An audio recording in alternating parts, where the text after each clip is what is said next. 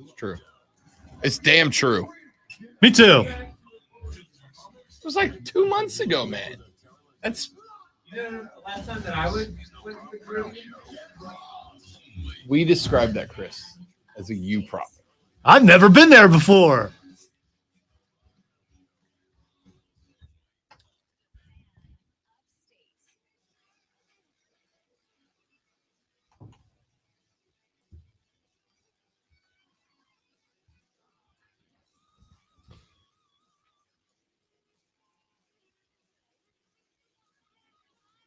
All right, kids, here we go.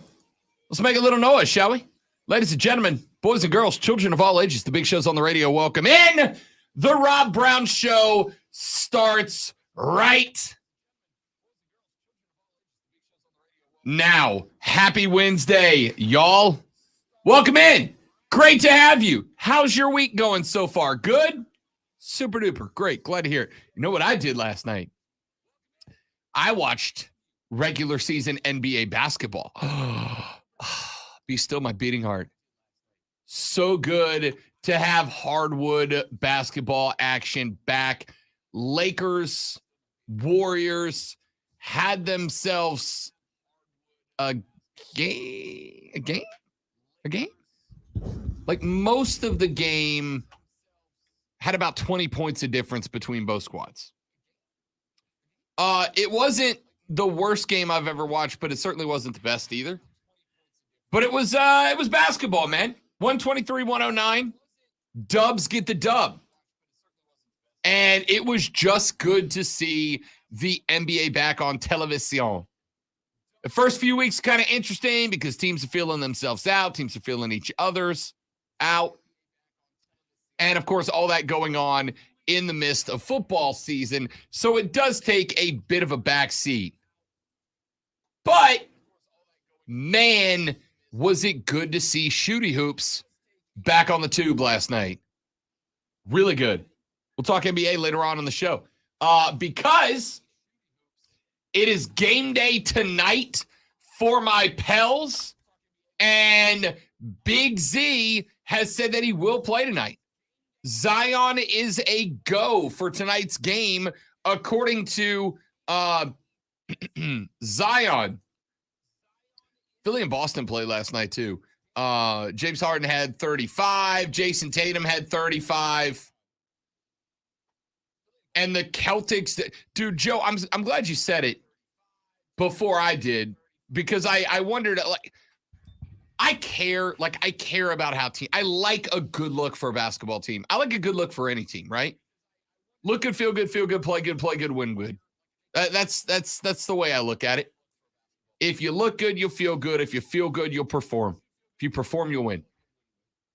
The jerseys the Celtics trot out last night in that dark forest green with the script Celtics across the front of it, I really like that look. And, oh, yeah, that team looked pretty good, too. The C's looked pretty good, too. It's good to have the NBA back. Boston knocking off Philly 126-117. The Sixers believe they are a championship contender. They looked okay out the gate. They looked okay out of the gate. Like, okay. All right, okay. Maybe. Lonzo was very happy, though, because the Warriors look like a championship team out the gate. The Dubs look like they were ready out of the gate and got that 123-109 pickup. Orlando, Detroit tonight at 7. So is Washington at Indy. Houston is at Atlanta at 7:30 tonight. That is the same time that the Pels will be at Brooklyn, Chi-Town at Miami, C-Town at Toronto, and New York at Memphis, all at 7:30. 8 o'clock, OKC at Minnesota. The Buzz will have their first game on the road tonight at San Antonio. Both of those games at 8. At 9, Denver's at Utah. Dallas and Phoenix tip at 10 alongside Portland and Sacramento. Tonight, yesterday was opening day. Tonight's opening night, y'all. The NBA's back. Cannot wait. If you need me tonight, don't call me.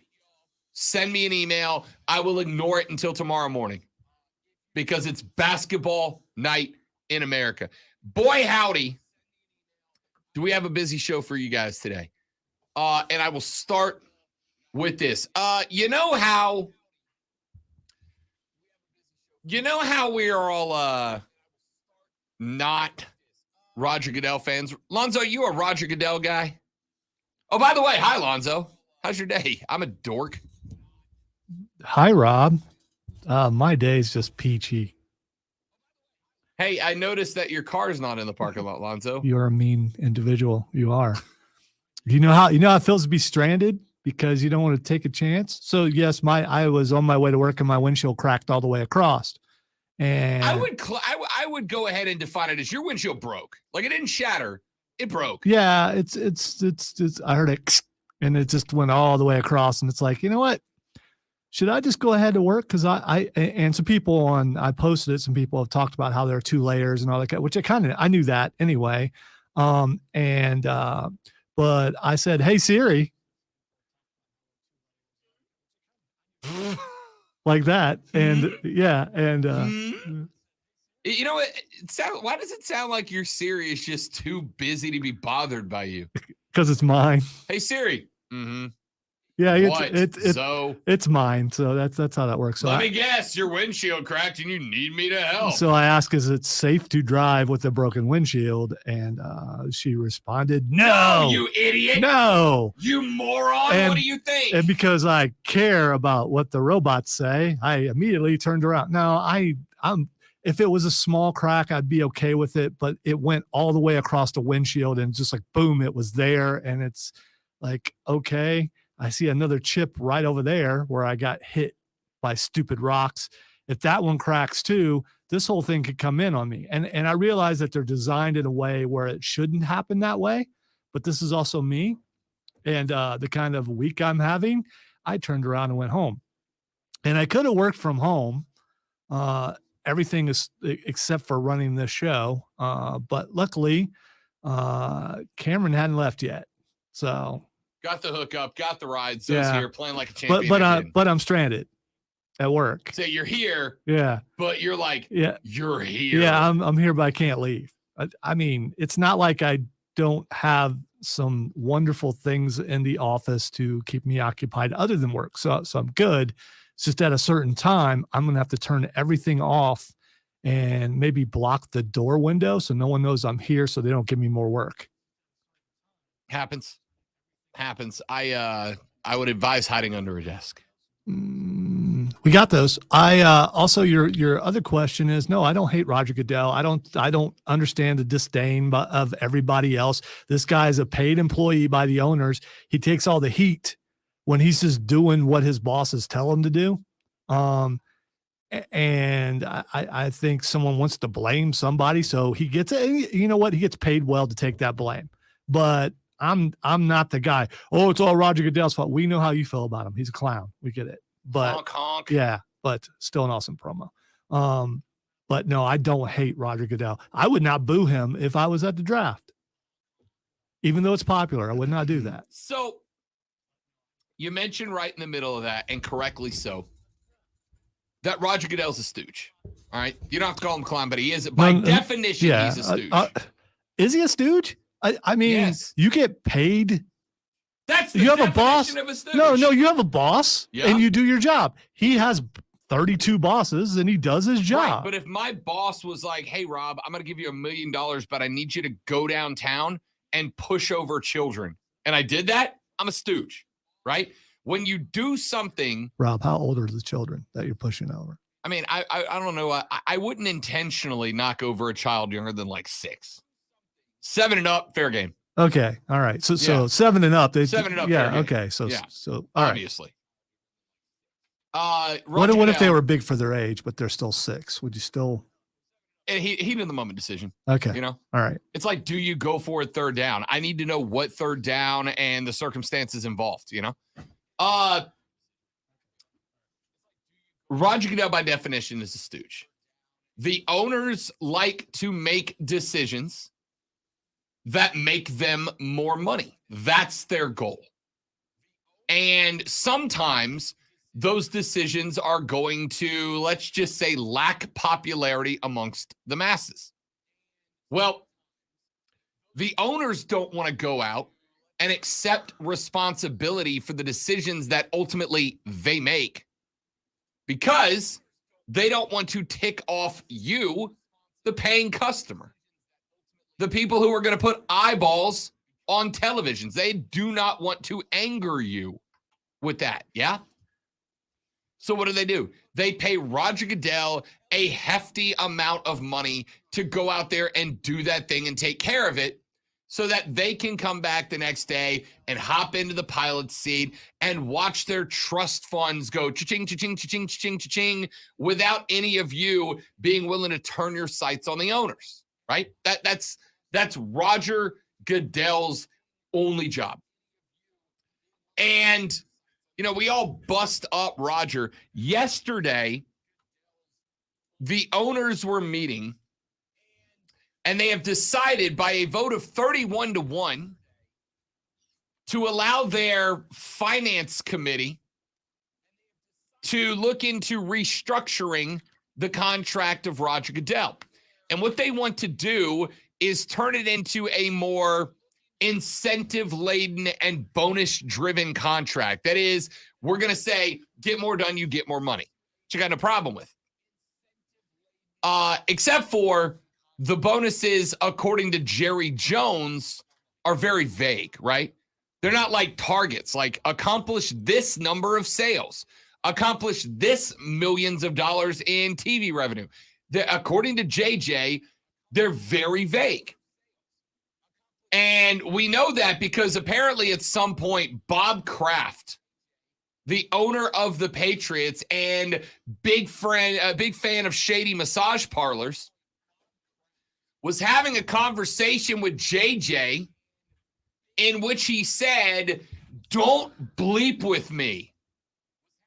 Because JJ wanted to restructure Rodgers' contract one way. Bob Kraft was in the other group of everybody who's not Jerry Jones.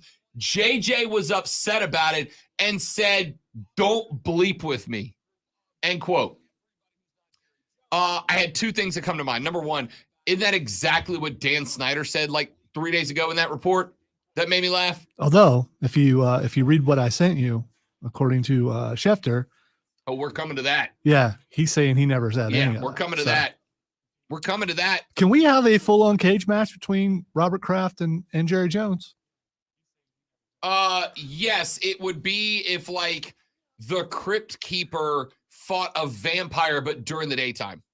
It'd just be horrendous and horrifying. Maybe we can just have promos. I mean, I'd be okay with that. I want to hear those promos. Well, JJ cut one when he said, don't bleep with me. And Bob Kraft, probably a big fan of hearing that out of JJ's mouth. Jerry Jones is the MJF of the NFL. So, I mean, So part of the reason that I bring this up is for all the hate Roger Goodell gets. And by extension, at least in my mind, therefore, all of the hate that then gets directed rightfully back towards the owners of the National Football League. Why are they setting Roger Goodell up to make more money? Here's the answer. It's very simple.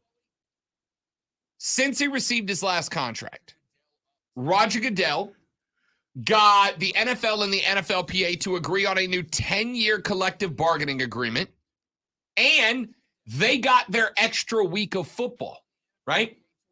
They traded a preseason game to create a 17th regular season game. That's exactly what the owners wanted. The players didn't. Goodell got it through anyway. He made sure, and I will say, I think Roger Goodell does get some level of credit for this, but he guided the NFL through the pandemic season. The NFL did not miss a game. There were fans in the stands, but the NFL did not miss a game. And I do think I will commend where commendation is due, even if I don't like you. I think he gets commendation for that. But he also landed long-term TV broadcast deals with new and existing partners that is going to bring, through the lifetime of the deals in, over 100 billion with a B billion dollars into the National Football League. All of it boils down to this. Despite the issues with concussions and CTE right now, despite the 790 plus $1 million settlement that they had to pay to the city of St. Louis for removing the Rams and taking them to LA, despite all of the drama, all of the problems, all of the ugliness that has surrounded the National Football League, around the league, outside of the league, off the field, at the end of the day, we're all still watching. And we're all still watching a lot, right? We're all still watching a lot. Roger Goodell's doing his job. I am not campaigning for anyone to do anything. I am not campaigning for any of you to change your sports watching habits at all. I am going to make this one point, and then I am off of this topic for the day. If you think Roger Goodell's a clown, if you don't like the direction of the National Football League as it goes right now, buying tickets, or I should say not buying tickets, is not enough. Not buying tickets is not enough. The only thing you can do, and by the way, not watching is not enough. You can't just not watch. I've said this on the show before. If you think Goodell's a stooge, if you don't like the direction the National Football League is headed in right now, you have a couple of options. Nope, you have an option, pardon me. You have one option. And that one option is not just stop watching. That option is stop watching and actively campaign for the rest of your friends and family to stop watching. Because as long as Bezos is willing to pay buku dinero in order to watch his team or watch his network have teams play and put up garbage in terms of Thursday Night Football products, then nothing's going to change. That's all there is to it. If you don't like the direction the NFL's headed in, you can't just not watch. You can't go, I just won't buy a hoodie this year. I just won't buy a new hat this year. I just won't buy that new polo this year. I'll show them. You're not showing them anything. You have done nothing. If you want the NFL to change, the only answer is quit watching it and actively campaign for others to do the same. To which I would say to you, good luck. Roger Goodell has brought in $100 billion plus of television revenue to this league. JJ might hate it and think that there needs to be a difference in the contract, but all 32 owners are super happy with what's happening right now. Coming up later on in the show, Jim Irsay has now been the first owner.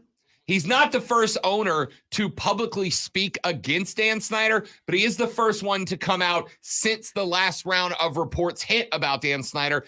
And Adam Schefter this morning released a statement from Dan Snyder regarding all of the drama that came out from that report earlier in the week. We're going to tell you what Snyder had to say later on in the show, but worry not. It's not all stupid NFL takes today. We're going to get into some baseball. Last night, the Phillies, on the back of a couple of dingers, went up on the San Diego Fathers 1-0. Over on the AL side, the Yankees finished off the Cleveland Guardians. It took them all 5 to do it, but we have got the classic heel versus heel matchup in the AL with the least two like teams in the American League, the Astros and the Yankees, going at it in the ALCS with a World Series berth on the line. The Phillies up a game on the Fathers on the NL side. Do you have a pick? Do you have a dog? Is there a team that you're rooting for in this? Cleveland should never win the championship until they change that stupid name. Like, what are you guarding? You go on the right. Guardians would be a fine name for a team that only played games at home. Invaders would be a fine name for a team that only played games on the road. What are you guarding? I'm fine with changing the name, but that was the best y'all could come up with? So bad. You know what it was? They had to change the name, and they're like, we need to come up with the least offensive name of all time. We don't want to go from a name to another name that we're just going to have to change 10 years down the road. What can we pick that is not offensive? And it's like, the And the Guardian's not aggressive. The Guardian's just protecting them. Right. Yeah, it just, okay. It doesn't almost feel like there's a little passive aggressiveness to that name pick? Yeah, it's safe. Mm-hmm. They should just be Cleveland safe word. Cleveland safe word. All right. Banana. Let's take a break. Come back here in just a minute. We got a lot of college football we need to talk about. We got some more NFL discussion. It's going to be busy, man. Jump on the live stream with us, won't you? Facebook.com/TheFanUpstate, Twitter.com/TheFanUpstate, or search and subscribe to The Rob Brown Show on YouTube and Twitch. Got a cool thing coming up, I think, this Saturday for the Clemson-Syracuse game that I'll be hosting for BetQL. We'll talk about that. It's going to be busy. Don't go anywhere. The Rob Brown Show's on the radio. It's The Fan Upstate. All right, stream, got to do a live read. Don't go nowhere. Be right back.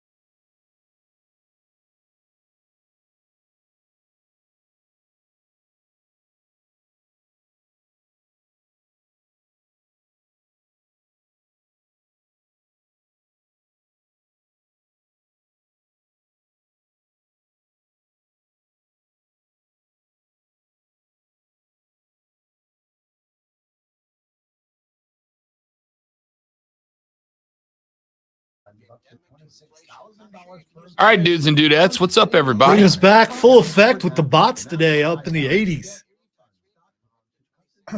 I know it's a big day on the show. The bots are tuning in to see if I finally crack. I'm sure they set up my cracked windshield. Just like that, they dropped 20. See, I'm on to you.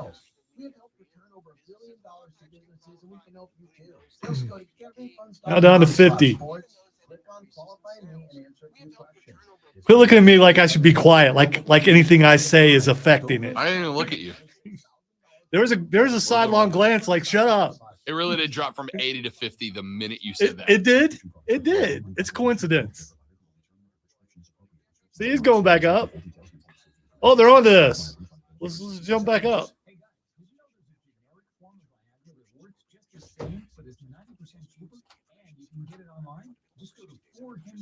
My mouse. Golly. A 100% online process and trusted generic alternatives to the Yay! That's right. What member of your family does everything turn into a competition with? My cousin Frank. Yeah. Without a doubt. Always growing up, always a competition. But he didn't want us on the same team. Because if we were on the same team, you lose. Because we will break things in our body to beat you. So Yeah. Courtney and I turn everything into a competition. So last night we made our jack-o'-lanterns. yeah, Which of these two is the better one? The Real Monster spinoff or the Mardi Gras themed jack-o'-lantern? Which of those two is the better window dressing? I will say that I'm more afraid of Courtney's than I am yours. So which one's the winner? Courtney's. Which one's the winner? See, I see what you're trying to do there. Which one's the winner? I'm not telling you who's who. Which one? It's the one with the chain. That's mine. Thank you very much. They both came out great. Oh, they did. They both came out great. They did. I don't know. Like she. I can't see the stuff on top of yours though. Is that like a bat wing or something? No, can't. that's a plant in the background. Oh, okay. No. So right under the stem, there's a fly. Right under the stem. There's a fly right under the stem. There is a wasp crawling out of his mouth, and there's a big beetle over on his right. QC in the next I gotta tell break. you, I killed the jack-o'-lantern game this year.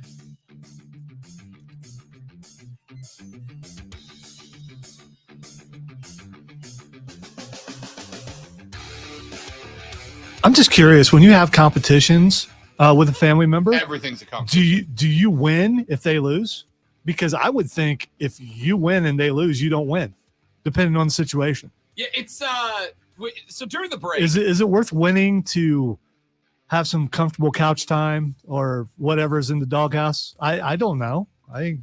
During the break, I asked Lonzo the question, is there like a family member, a significant other that everything turns into a competition for you, right? And here's why. The lady friend and I every year make jack-o'-lanterns for Halloween. I love Halloween, which is ironic because I hate being scared, but I love Halloween. I love the macabre. I don't know why. I love the macabre. It's weird. It's so weird because I agree. How can you love all that stuff and not like being scared? I don't know. I love Halloween. You know what it is? I love the macabre. I have a weird fascination. Watch me put Lonzo off here. I have a weird fascination with death. I don't know why. I love the macabre. I don't like being scared, but I love the macabre. How is that going to put me off? When we went to Boston, you know what the first thing I wanted to do when we got to Boston was? I wanted to visit the old cemetery, the cemetery that's been near Boston Common for 300 years. I wanted to go see the old cemetery and see the headstones. You didn't do any rubbings, did you? I did not. They don't let you because they're obviously the 300-year-old headstones. Okay. They wear down as is. But I took a hell of a lot of pictures, and you should go to the cemetery, but in Greenville. I have. Have you? I have. That's One of the first pretty, places I went when I moved pretty here. cool. Yeah. It is very cool. In Boston, not only that, but in Boston. So in the in the Revolutionary days, all the headstones were shaped the same. And they had these logos that would go up across the top of the headstones, right? Like wrap around the top. And one of them was a death's skull with 2 angel wings that stick out of the side of it, right? So the skull's in the middle and the wings kind of wrap around and down the side of the tombstone.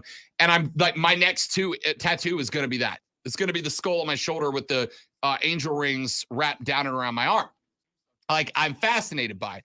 So every year we decorate for Halloween, and we were doing jack-o'-lanterns. Well, like, my thought, I think as most dudes would be in this situation, it's like, okay, all right, like, this is a fun, nice, cute thing that we can do to like spend a night together, do something fun, hang out. And as soon as we got done with the jack-o'-lanterns last night, she's like, put them up on social. Let's see who's won. Like, let's see who's better. But she made a mistake. She did make a mistake, and she's admitted to that mistake. It is a mistake because, well, it's a way for things to be fairly judged, I suppose, because immediately everyone wants to see Rob lose no matter what it is. And so, yeah. She made a mistake in that. By the way, lots of disappointment Saturday that you didn't face the Nerf wall. Did I lose? No, you did not. In general. Yeah. So same as every other show. No, I went like 5-1. Nice. Matthew faced the wall. Nice. I'm still safe. I'm undefeated. Until he flinched with one shot that I apparently hit him in the belly button. People really disappointed. Anything that you compete at, people want you to lose. See me lose. 100%. They do. People want to see me lose and be humiliated. Is it the arrogance? I think it might be the arrogance. I'm not arrogant. I'm just good. Yeah. All see, right? There you go. She made a calculated mistake in that. So I made my jack-o'-lantern. I know none of you guys care about this, but it's the point of the story. Sports is competition. This is competition. Oh, it turned into a competition. You quit worrying about what they think. They love it. My jack-o'-lantern has like 2 alien eyes sticking out of the top, and he's got like skeleton hands, and he's wrapped in chains, and he's got bugs crawling around him. And she went with a Mardi Gras themed jack-o'-lantern with a skeleton where his legs sticking out of a hole in the front, and the rest of him's like out of the top, and he's got on a Mardi Gras mask, and he's holding a shot glass that says "Go Saints," and there's like Mardi Gras beads all over it, and it's painted purple, green, and gold. But I wondered if this was what was going to happen. She made a calculated mistake in that she made the jack-o'-lantern that everybody immediately thought I made. So when it was time to put it on social, we didn't say whose was who. We just put both up, right? We didn't say which one belonged to who. We just put both up. And because everybody wants to see Rob Brown humiliated, everybody voted for the monster one and not the Mardi Gras one because they thought the Mardi Gras one was mine. Lonzo literally did it during the break. But I knew the swerve was on because of how you worded the question. And you wouldn't answer my question. He was like, Courtney's is better. I'm like, no. So which one is better? I knew I was going to fall into your trap. Everything's a competition. But my question is it fair? And I'm glad she's in the chat paying attention right now. Is it fair if you engage in competition and you lose to be upset about it, right? When you are when you make it the competition and then you lose, is it fair to go sour grapes on the other person? It's absolutely fair because it's the heart of the champion. When you have the heart of the champion, you expect to win every time. When you don't, should you be satisfied with that? No, you should be ticked off and be ready for the next round. At least she recognizes it. She says, I set myself up for disappointment because everyone thought he did the Mardi Gras. Yeah. And as soon as that went on social, I'm like, watch this. I know what's going to happen. Everybody's going to typecast Rob Brown like he's got no versatility and go, oh, he made the New Orleans one. He made the New Orleans one. No, he didn't. You know, the worst part about it, though, with these friendly competitions is when one of the people actually have a radio show and then bring it on to said radio show. That can't help it. Listen, I told her when we started dating. Right? When we started dating, I'm like, listen, here's the deal. I am an open book on the radio show, right? Like, I'm obviously not going to get into the gratuitous life of Courtney and Rob or Rob and his fam. But everything else is fair game. I am an open book. And that's just part of the life you accept if you decide to date the Rob Brown. So here we are. Those of you listening right now, hit me on the text line with your story or drop it in a tweet. Do you have a competitive relationship with somebody that you are related to or in a relationship with? And what is the story of competition that got out of hand? There's a competition between you and somebody you love that got out of hand. What is it? What is it? I don't think this one got out of hand. I will tell you that I know for a fact, Zoe, that she is going to be scouting the Dollar Tree, because that's our new game. The new game is you decorate your jack-o'-lantern, but you're only allowed to do it with decorations you find at the Dollar Tree, right? You know, I'd hate to see you go home and find out that something happened to your pumpkin. Be a real shame if something happened to your It jack-o'-lantern. would be. Nah, she's not that bad. She's not that. I know she's not happy about the result. I know which means that next year she is going to have, if she doesn't already, a whole damn Pinterest board just of jack-o'-lantern ideas. Guaranteed. Next year I'm in for a fight, without a doubt. All right. I just have a request, Courtney, if you're still listening, please sing "Despite All My Rage, I Am Still Just a Rat in a Cage" while you're smashing this pumpkin, because it would just mean more. Do not smash the pumpkin. It's a good jack-o'-lantern. All right. What is the story? I want your stories. You can call in with them. You can text them in, or you can email them to me at rob.brown@thefanupstate, rob.brown@thefanupstate. What is the story where you and a loved one got into a competition that got out of hand? I don't know. Do you have one? Do you have one, Lonzo? Do you have a story where a competition between you and a loved one got out of hand? Not really. I mean, it would end up in fights sometimes, which I won. So, I mean, you know, it's okay. This is competition with a cousin that I grew up with, like a brother. And so everything was competition. But there were some things he knew I was better than him at, like most things. But he tried really hard. So, I mean, you know. Fair enough. I respect the effort. All right. So is there a story for you? Is there that story where a competition got out of hand between you and a loved one? I want it. I need it. Let's take a break. When we come back here in just a moment from right now. Yesterday on the Views from Mid Street podcast, I made a prediction. It was a prediction that podcast Lonzo was not thrilled about. It is a prediction that I think Chiefs fan Lonzo is going to be very excited about. I'm going to give you that prediction, and it impacts you, Panthers fans. And I want to see if it stands in your brain. I'll tell you what it is when we come back on the Rob Brown Show with the Fan Upstate. QC.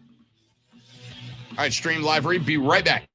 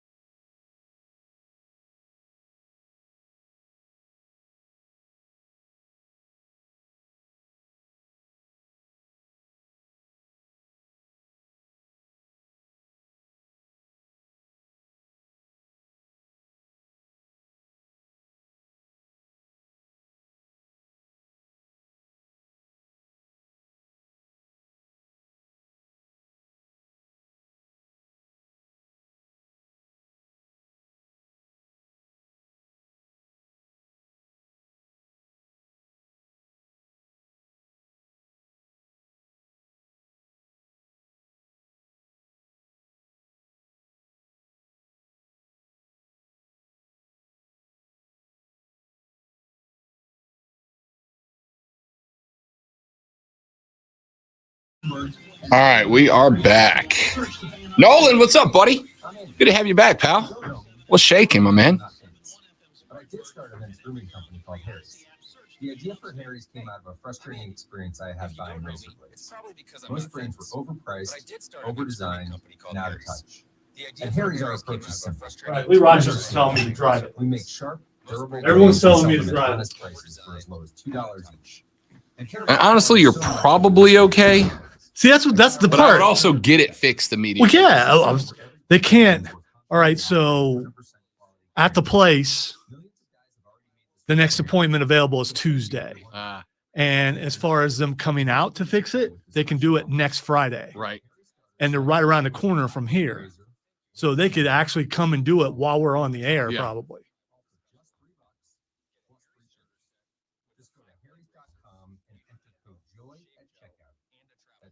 I hate being stranded. Right. Am I willing to risk driving it because I don't want to be stranded? Right.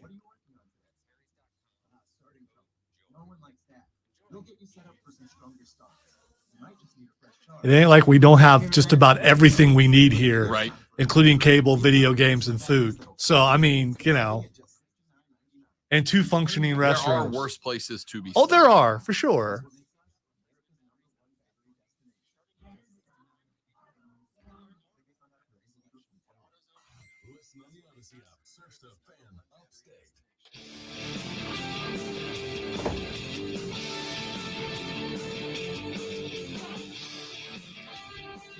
So yesterday, towards the end of the show, and then on the Views from Mint Street podcast, available where major podcasts are found, you can subscribe to the Views from Mint Street podcast on Stitcher, on Spotify, on Apple iTunes, on Google Play, or free on the Odyssey app. And we certainly want you to, if you're a Carolina Panther fan, it is your home. By the way, the latest up right now. Yeah, So check it out. dropped this morning.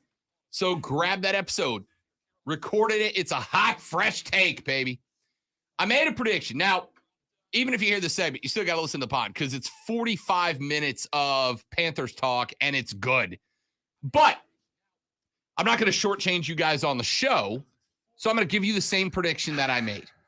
Here's the prediction that I made. And there's a lot of people who had a visceral reaction to my take. Lonzo I was included. going to say a lot of people. Lonzo first. I am. I don't know. I don't You know still how. haven't accepted it, have you? No. I don't know how to describe it. If it's going to happen and it has to happen, I guess I'm okay with that destination. That's fair. My prediction, ladies and gentlemen, is partially a guarantee and partially my speculation. My I guarantee, don't know. You kind of guaranteed it on the podcast. Here's what I guaranteed.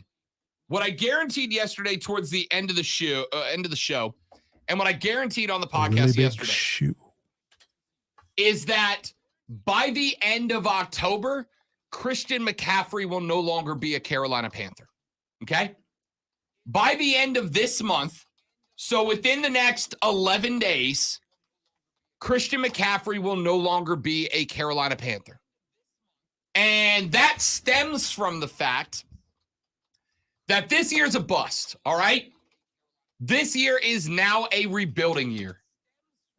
I also believe that regardless of who the head coach is next year is going to be a rebuilding year for the Panthers as well.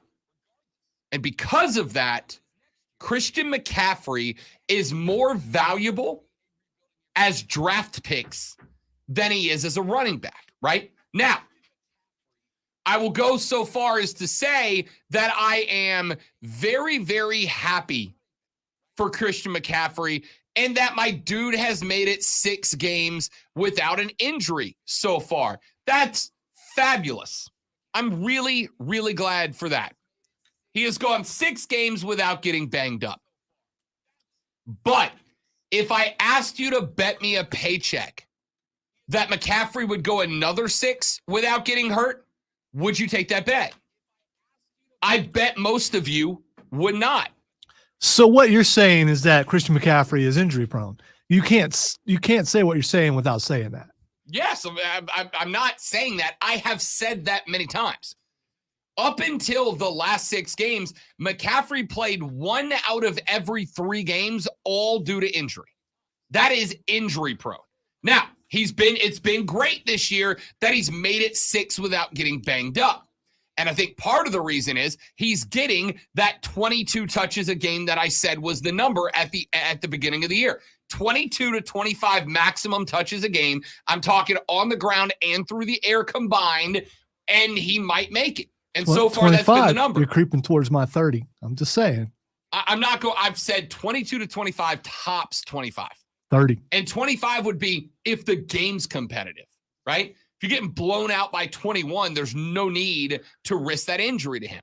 But he's gone 6. He dealt with a little soreness early in the year, but he has not missed a game yet. And that's fantastic. But Christian McCaffrey is more valuable as a few early draft picks than he is as a running back on this iteration of the team. Why? As Lonzo pointed out on the pod yesterday, Christian McCaffrey is getting you a first-round draft pick, but the teams that want him are the competitors, right? LA, Buffalo, Kansas City, San Francisco, Green Bay. Those are the teams that I think would be interested.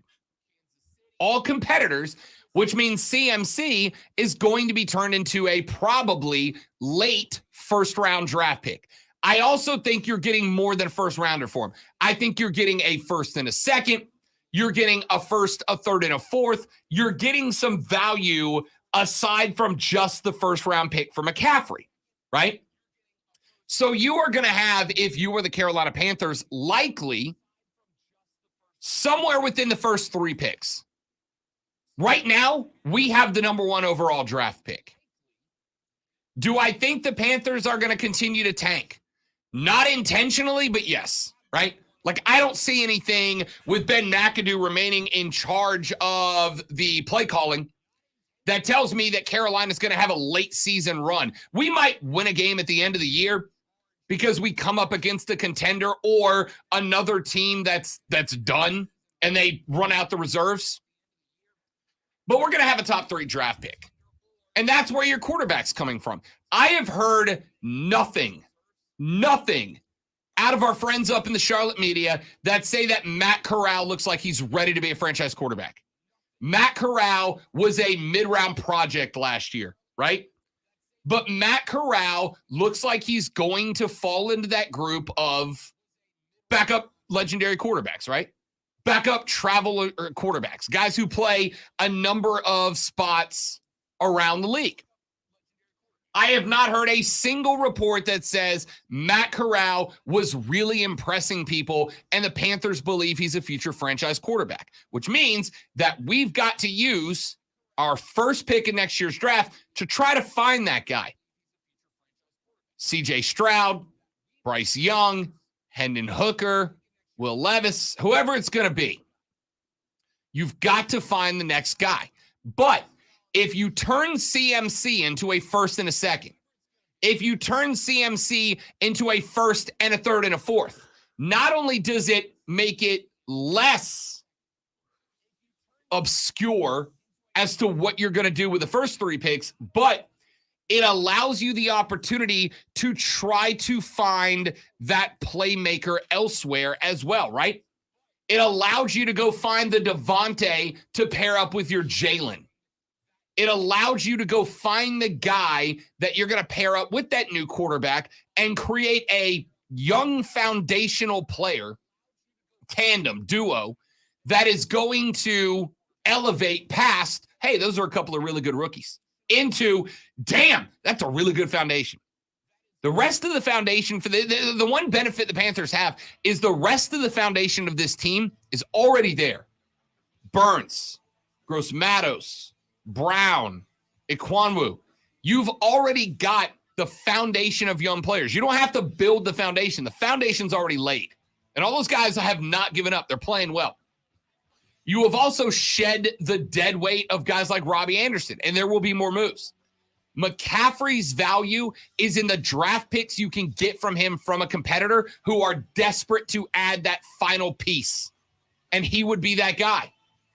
Plus, you unload the cap space, quarterback, wide receiver, running back with 3 picks you get back, including your first overall. That's the value. By the end of this month, Christian McCaffrey will not be a Carolina Panther anymore. And I think Lonzo's Chiefs might be the team that make the move. That's why they're doing all the contract restructuring. I want your thoughts. Text them in 71307. Back after this on the Rob Brown Show in the Fan Upstate.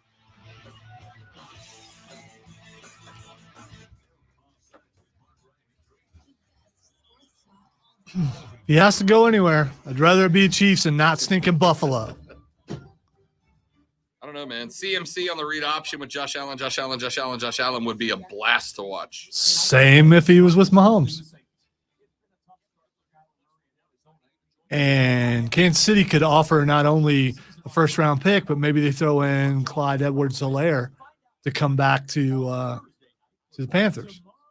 I think still on his rookie contract. I'm not sure.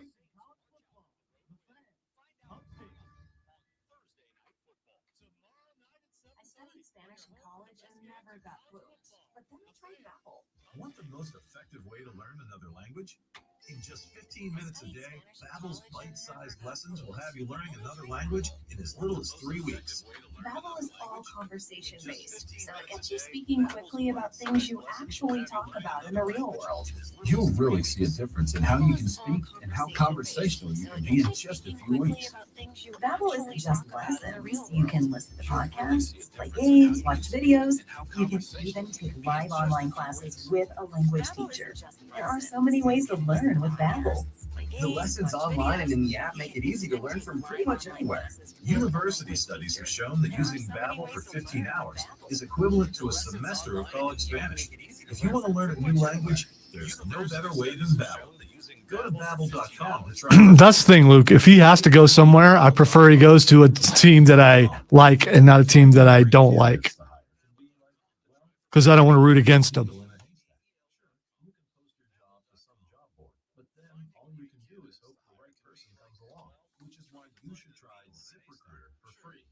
ZipRecruiter.com/radio. ZipRecruiter doesn't depend on candidates finding you. It finds them for you. Its powerful technology identifies people with the right experience and actively invites them to apply to your job. You get qualified candidates fast. So while other companies might deliver a lot of hay, ZipRecruiter finds you what you're looking for. The needle in the haystack. See why 4 out of 5 employers who post a job in ZipRecruiter get a quality candidate within the first day. ZipRecruiter, the smartest way to hire. And right now, you can try ZipRecruiter for free. That's right, free. ZipRecruiter.com/radio. That's ZipRecruiter.com/radio. ZipRecruiter.com/radio. Probably going to depend on who the coach is. WWE superstar Lacey Evans joining us here on the show. Can you tell us a little bit about the shift in attitude from Lacey Evans since you've made your return back? Maybe not getting the reception from fans that you want or deserve. Man, I'm an American hero. I served my country. They should be off their button on their feet cheering for me. I am sick of it. All the work I've done and everything I've done to use this platform to help Americans for what? I love her. Yeah, I hope they get C.J. Stroud too, but we'll see. I don't know. I'm kind of on the Hendon Hooker bandwagon right now. I don't know that it translates to the NFL because he's kind of a read option guy, but so is Josh Allen, and it's working out well for him. You're not welcome. I've got things to do. Still, such a turn it was. Asked the wrong question and boom. I love it.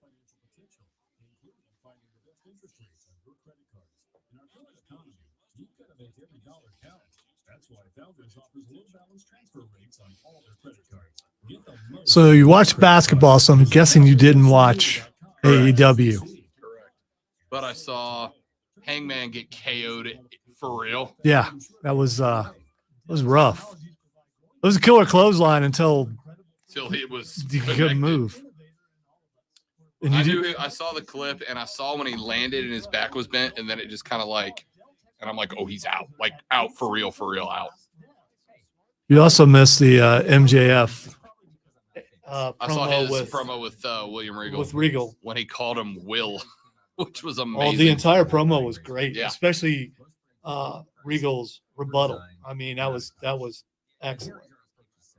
Yeah, I saw the clip. It was very well And done. how when Max is talking, how Regal just starts smiling. You can't tell, is he smiling because he just made him laugh, or is he doing that evil? Oh no, smile? he's being It William just- Regal. yeah, That's it the was- way it felt to me. You know, he came back out after the Hangman match, right? He had I don't know if it was planned, but Moxley got on the mic and said a bunch of stuff, and then MJF came out. So it might have been planned. They just didn't know what to do. All for just $3 plus free shipping. Just go to harrys.com and enter code JOY at checkout. That's harrys.com, code JOY. Enjoy. Enjoy.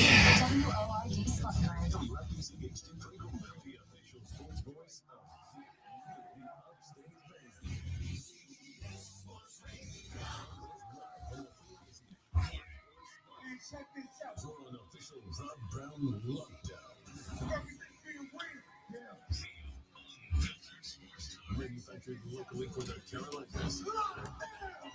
This is the Rob Brown Show.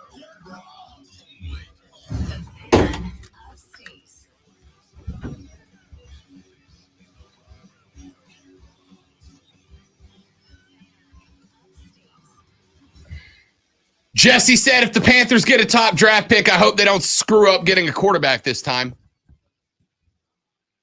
They won't. I don't think they have a choice now, right? And frankly, it does not matter who the next head coach is, whether it's Wilkes or somebody else. The new head coach is likely only going to take that job if he's allowed to pick the quarterback he wants out of the group. Now, what quarterback's that going to be? We can have the conversation. Could it be CJ Stroud out of the Ohio State University? Maybe. Could it be Bryce out of Alabama? Maybe. Could it be Hendon from Tennessee? Hendon Hooker's kind of an interesting one, Zoe.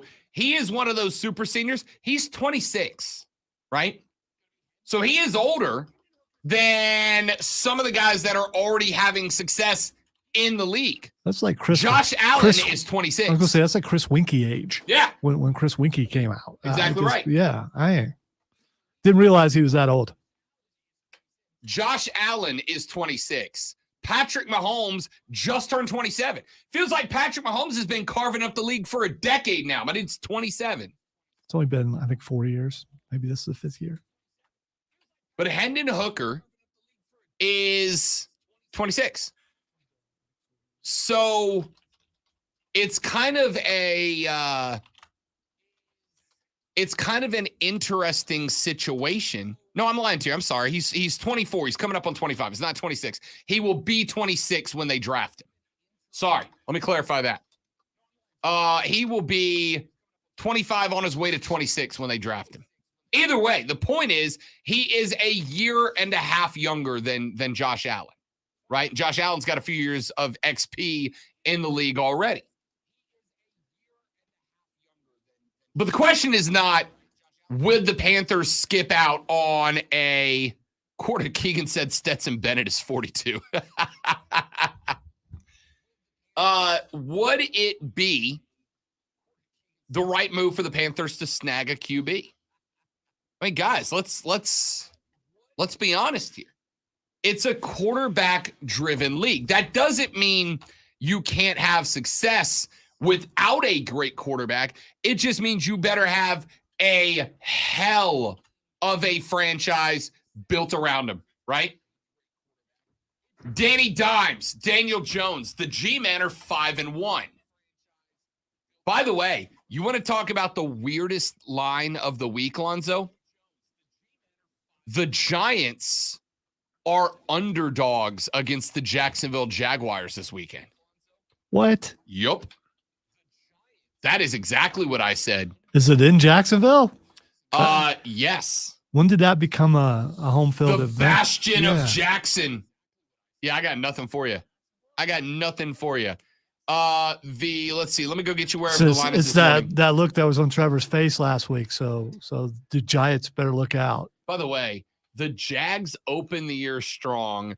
TL16 said, I think there's no doubt we're a good team now. And then they've lost every game since then. TL, you gonna learn, my guy. Say nothing. Say less. The Giants are +3 on the road at Jacksonville this weekend.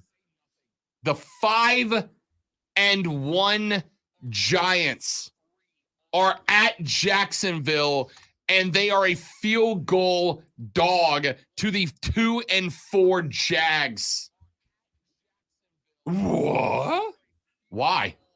Anyway, we'll come back to that.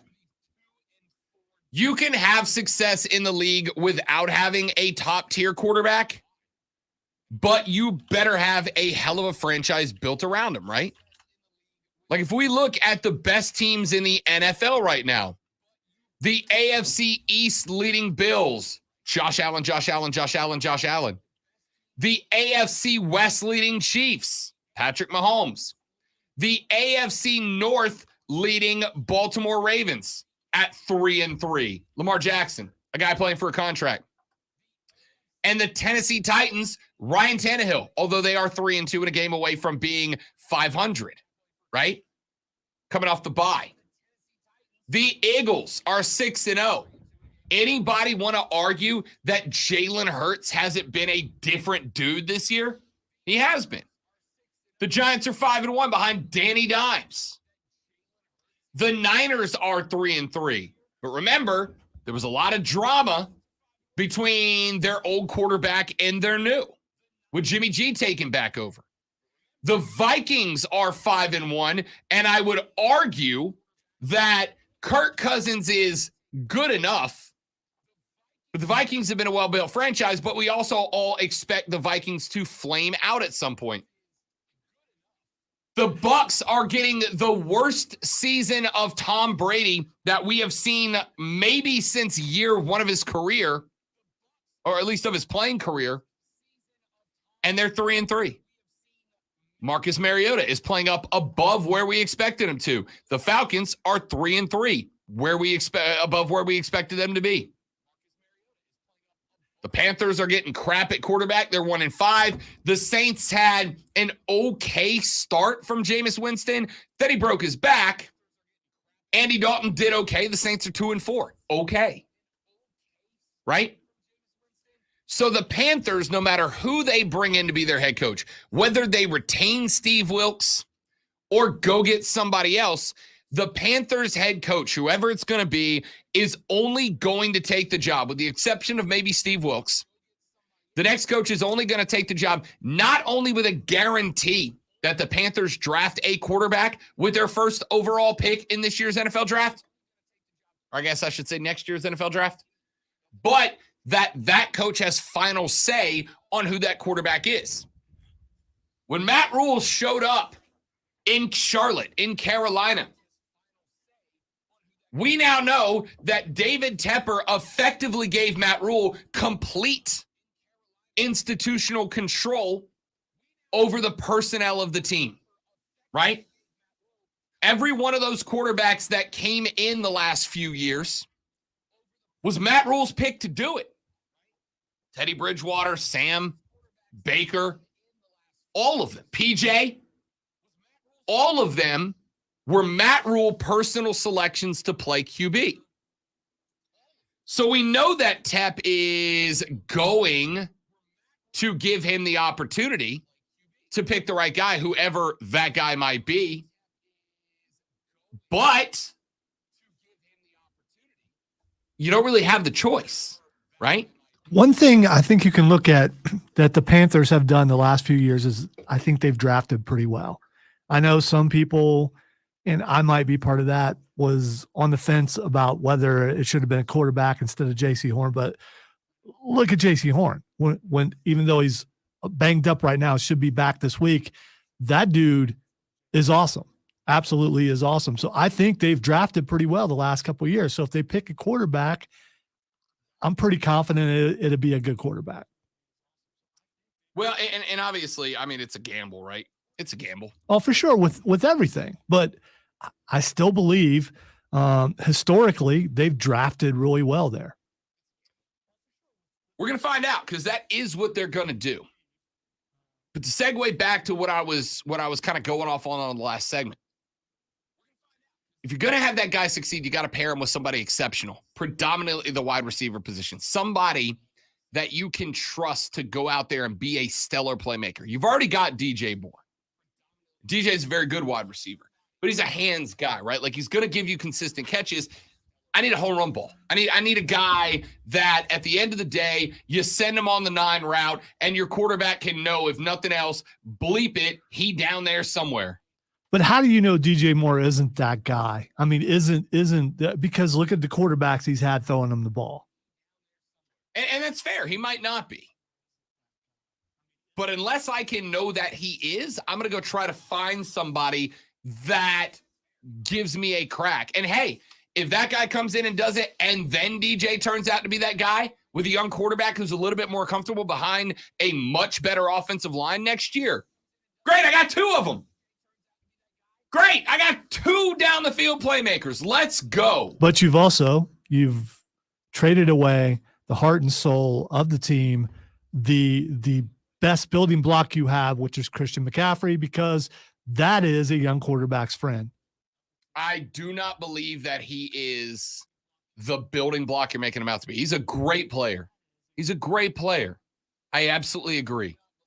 But the young quarterback being predicated on a nimble, injury-prone, and rapidly approaching 30 running back is not the position I want to be in. It just, man, every time you say that, it makes me mad. Which part? It's just the fact that you're calling him injury-prone. How can you say he's not? He's missed more games than he's played. I can't call him injury prone yet. I just can't do that. I mean, to me, by definition, he is injury prone. He hasn't been this year. Now, if you want to say Christian McCaffrey is not injury prone this year, cool, I'm on board, right? Lonzo and I have a semantics argument. Shocking, I know. I got no problem with saying that he's not injury prone in 2022. But over the course of his career, he absolutely has been. I mean, admittedly, this is my guy. This is my favorite running back for the last couple of years. Sure. And so I'm going to defend him probably in a way that I wouldn't somebody else. But you offend me every time you say he's injury prone. I get it. I am, and I'm not saying you don't, because I think you do this all the time, but you're just not doing it here. My fan cap is off because I am in the mentality of an analyst who wants the team to get better, not a fan who wants to get better. I'm not a fanalist here.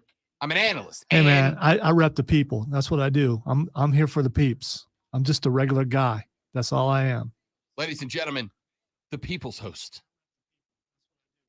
As an analyst, as a personnel guy, so you ever had to fire anybody you like? You ever had to fire somebody? You ever had to let somebody go that you actually like? No. Good for you. I have. It sucks. It sucks. But I don't like people. So, I mean, that's also true. You don't like anybody. Yeah. So how hard is it to, it's just like, there's a door. I had a kid that worked for me when I was in Destin years ago, probably 7-8 years ago. Real nice kid. Name was Jonathan. Super nice kid. I mean, just a really good kid. And tried his best. Came in every day, worked his butt off, tried his best. But he just could not get it, right? He could not run a board. And I tried my best to find out what the disconnect was. I tried my best to help him. I gave him the extra, tried to get everything I could. The guy just could not run a board. There's, as Lonzo will tell you, you got to pay attention to like 6 different things at the same time to run a board, right? It's not easy. And this kid he would get hyper focused on one thing. And on top of all of that, he wanted to do what I do. He wanted to be on the air, which, don't get me wrong, we all do. We all do. We all want to be on the air. But you got to learn to do that side of it first. And if you want to be a well-rounded Yeah. and be able to do Right. everything. which and- is why if Lonzo Yeah. stubs his toe and takes the day off, I can go over there and run this show, right? I Yes. taught myself to be valuable. I think we've proven this week that Yeah, exactly. a stub toe is not going to stop. So, you have offended me twice today, sir. 2 fisticuffs. And anytime I say sir, it is It's for real. sarcastic. Yeah. So this kid was super nice, tried, but he just couldn't get it. Just could not be hyper focused enough. So I went to him one day and I'm like, hey man, listen, we have to find a new role for you. I wanted to find a new role for him, right? I'm like, we got to figure out something else in this office you can do. Kid's like, this is all I want to do. I don't want to do anything else. I'm like, I understand, man. And I'm like, I like you. You're a good dude. Like we had grabbed beers a few times. Super nice kid. I'm like, but you can't do this one thing I need you to do. And he's like, well, I don't want to do anything else. And I realized like, I got to let this kid go, right? I got to let him go. And I had to let him go. And it cost me both an employee and a friendship, right? Because I like this guy. We go get beers and watch football together all the time.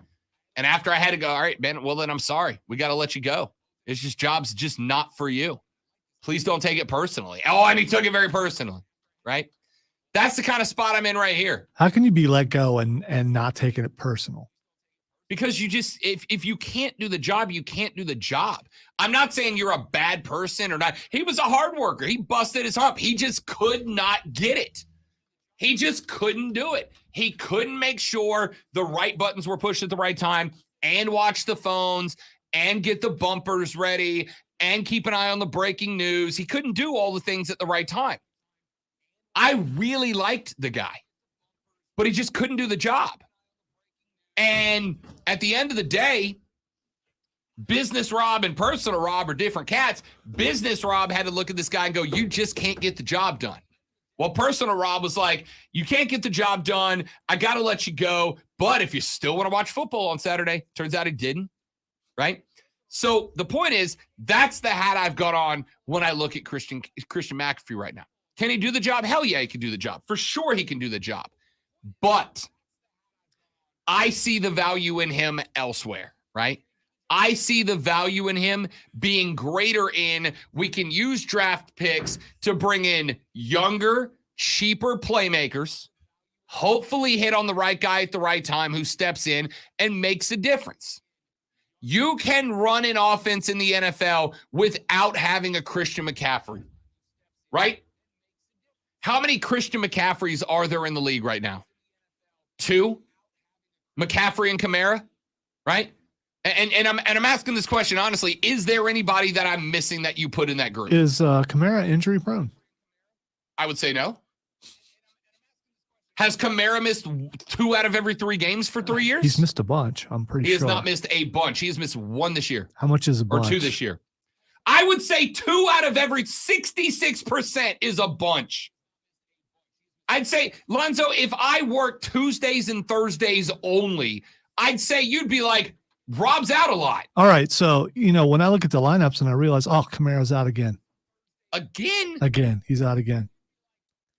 Dude, See, this is how you make me feel when you do right, that. but my argument is based in I can give you a number. He has missed until this year 66% of his games. That's a number. Kamara's missed 1 this year. I think he missed 3 last year. You seem really certain. I'll go find it right now. That's fine. I'll go find it right now. And I promise you it's nowhere near what McCaffrey has missed so far. It's just not. It's just not. So the point of all of that, let's see here. Go back. Where's this NFL profile? Kamara missed 2 games in 2017. He missed 2 games in 2019. He missed 2 weeks in, he missed 4 weeks in 2019. 4 games in 2019, which is fewer than McCaffrey missed last year. He missed 4 games in 2021, and he missed so far 1 game in 22. So what you're saying? His entire injury career is shorter than the number of games McCaffrey. So what you're saying is Kamara hasn't played a full season yet. Dude, why are you doing this? Like, let me rephrase that. I understand what you're doing because you're taking what I'm saying about CMC personally. And I said I was. But I'm giving you the number. I'm also trying to figure out what's injury prone and what isn't. I'm trying to find the parameters I'm happy there. to tell you that 2 out of every 3 games for 3 seasons is injury prone. Okay, all right. And that's what he was. But Kamara hasn't played an entire season yet without being hurt. So that to me could be injury prone in your definition. I'm just saying.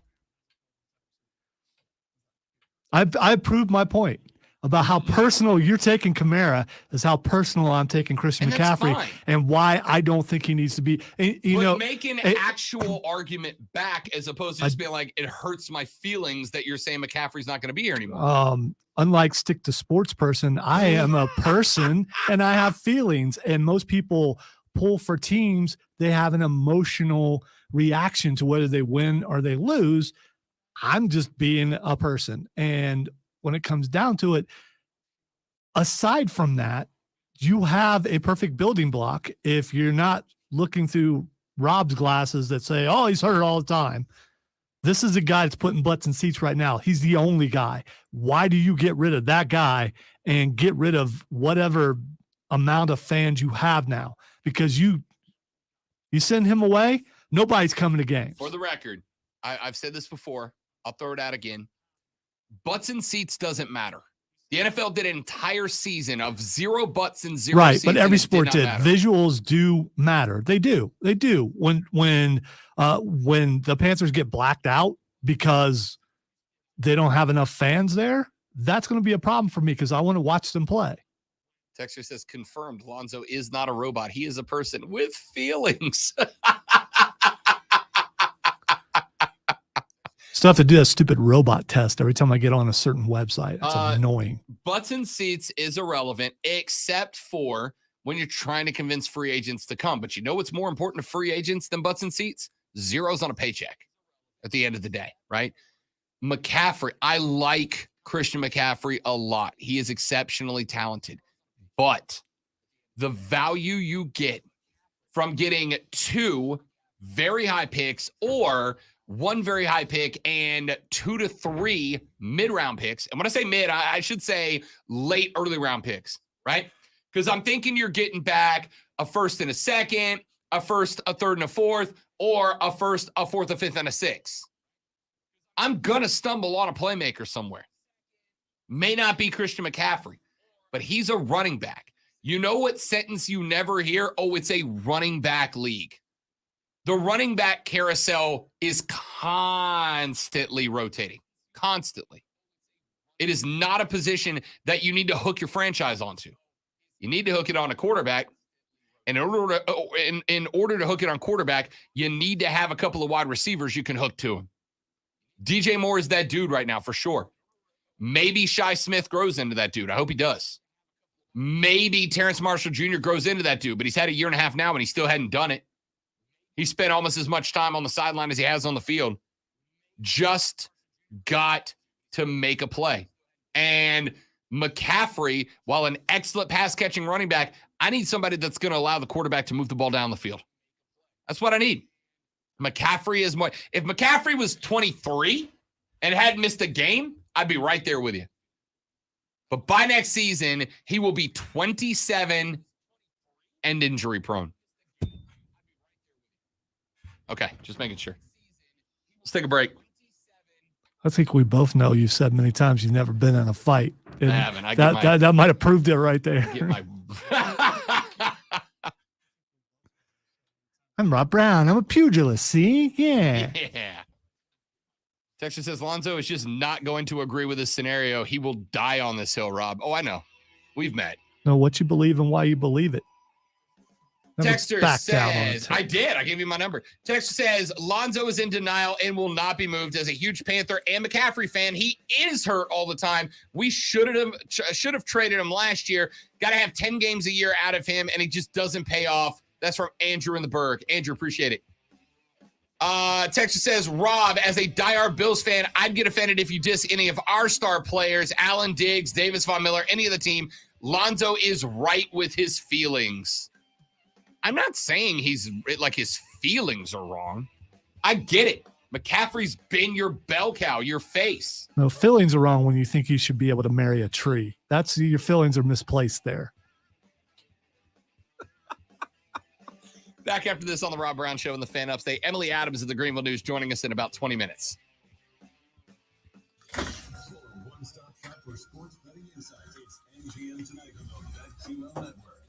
You got to do the old. You got to curl your fists back. Oh yeah, it's the old Irish boxer style.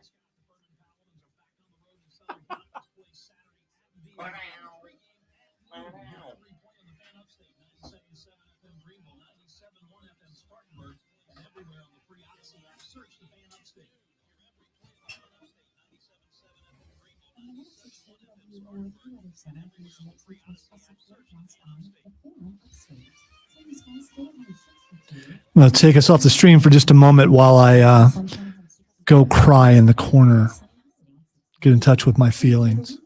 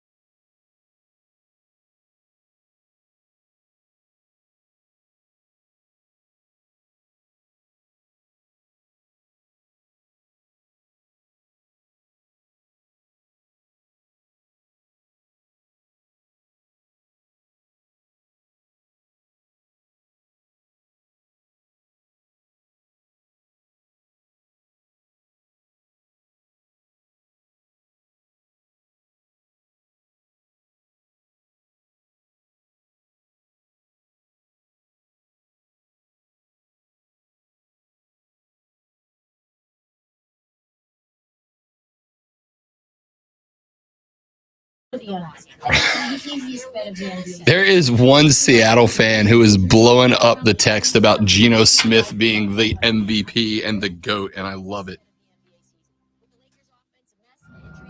You're the one who protects the flock, and that requires an eye for detail. Because when safety and well-being are on the line, it's the details that can save lives. Even when no one else is watching, and you see everything. Granger gets you, and we're here for you, and all the ones who get it done with a wide range of safety products and solutions, plus board-certified safety consultants here to answer your questions. Call, click Granger.com, or just stop by. Granger, for the ones who get it done. Prescription products require an online consultation with a healthcare provider who will determine if a prescription is appropriate. Restrictions apply. See website for full details and important safety information. Subscription required. Refund available for 60 days after purchase. Hey guys, did you know there's a generic form of Viagra that works just the same, but it's 90% cheaper, and you can get it online? Just go to forhims.com/radio.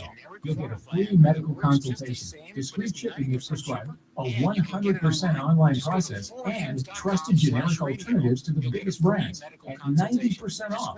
That's right, get generic for Viagra. The same active ingredient as brand name Viagra, but 90% cheaper. It's the same medication you get from your doctor. 4 people in the stream, 64 on Facebook. I am missing the party.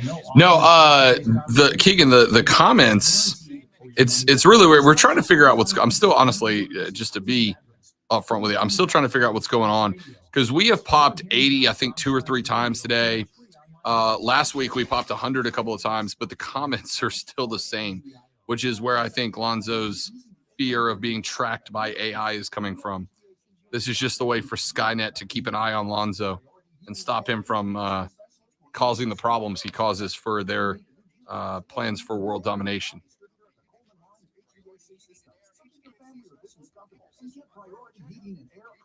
I'm not here to stop the domination. I'm here to prepare people for it because it can't be stopped.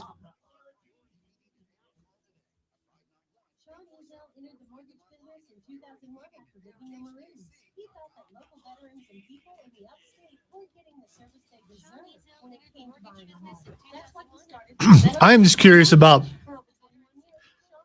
where are the bots coming from? Is this all Facebook, right? Yeah. So it's all on the station Facebook page too. So they found out where Lonzo's emanating from. someone opened up a window and they all came in.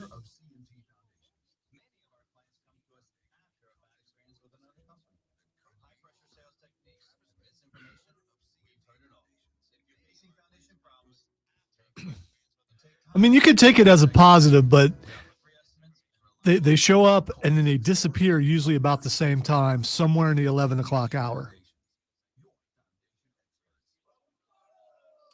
If you are what we affectionately refer on the internet to as a lurker, like if you watch the show but you don't comment, drop us a comment. Just let us know you're here. You don't have to ever do it again until the next time I ask. But just drop us a comment if you're a first-time viewer and let us know.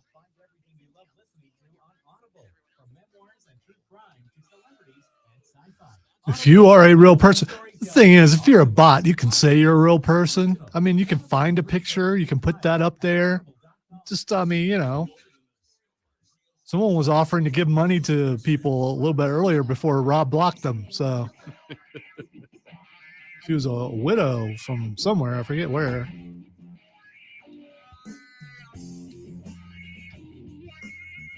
The Rob Brown Show rolls on. This is the Fan Upstate. Rob Alonzo with you. Thanks, Tony. Thanks, Matthew. Appreciate that. There you go. All right. We got Tony popping into the stream. I asked on the stream, the Rob bots. I asked y'all if you are a first-time viewer of the stream, if you are hanging out with us and you're a lurker, right? You just watch, you don't really participate. Lurker sounds negative. It's not. Maybe just lurking around, just hanging around. If you're a loiterer, Lurker is a Scooby-Doo villain. Tony popped in, said, I am a new viewer. Matthew came in, said, longtime listener from your Florida days. What's up, buddy? Welcome. Glad to have you, Matthew. Appreciate it, man. The thing that Keegan said made me think that he's actually a bot, though. So, I mean, could be. I have met Keegan, still cannot confirm he is or is not a robot. That is fair enough. Maybe it's a broadcasting school that's showing their class what true professionals look like in broadcasting. That can't be real. During the offseason, a bunch of y'all wanted DJ Uiagalelei out at Clemson. Lonzo has oft told the hilarious story of another radio broadcaster here in the building coming to him in the bathroom and asking him, when are we going to force DJ out, right? When I was at ACC Media Days, why is this the place? Guys, I'm in the bathroom. This is not the catch me outside the bathroom and we'll have our conversation about football. I don't want to talk football. Yeah, all the rules are broken for some reason. They don't apply anymore. It's 2022 apparently, and that's what you do. No. I would go listen. I'm in bars a lot, and the men's room at a bar. I'm so shocked. The men's room at a bar, unless you're in there with somebody you know, is a place of silence, right? And I thought it was a place of a lot of staggering and misses. Not everybody in a bar is tanked, Lonzo. Not everybody. But if they're in the restroom, they probably are. Yeah, it turns out you got to pee when you're sober too. Who knew? No way. Yeah, shocking. Anyway. You're just offended by everything today. You know that? No, I'm not.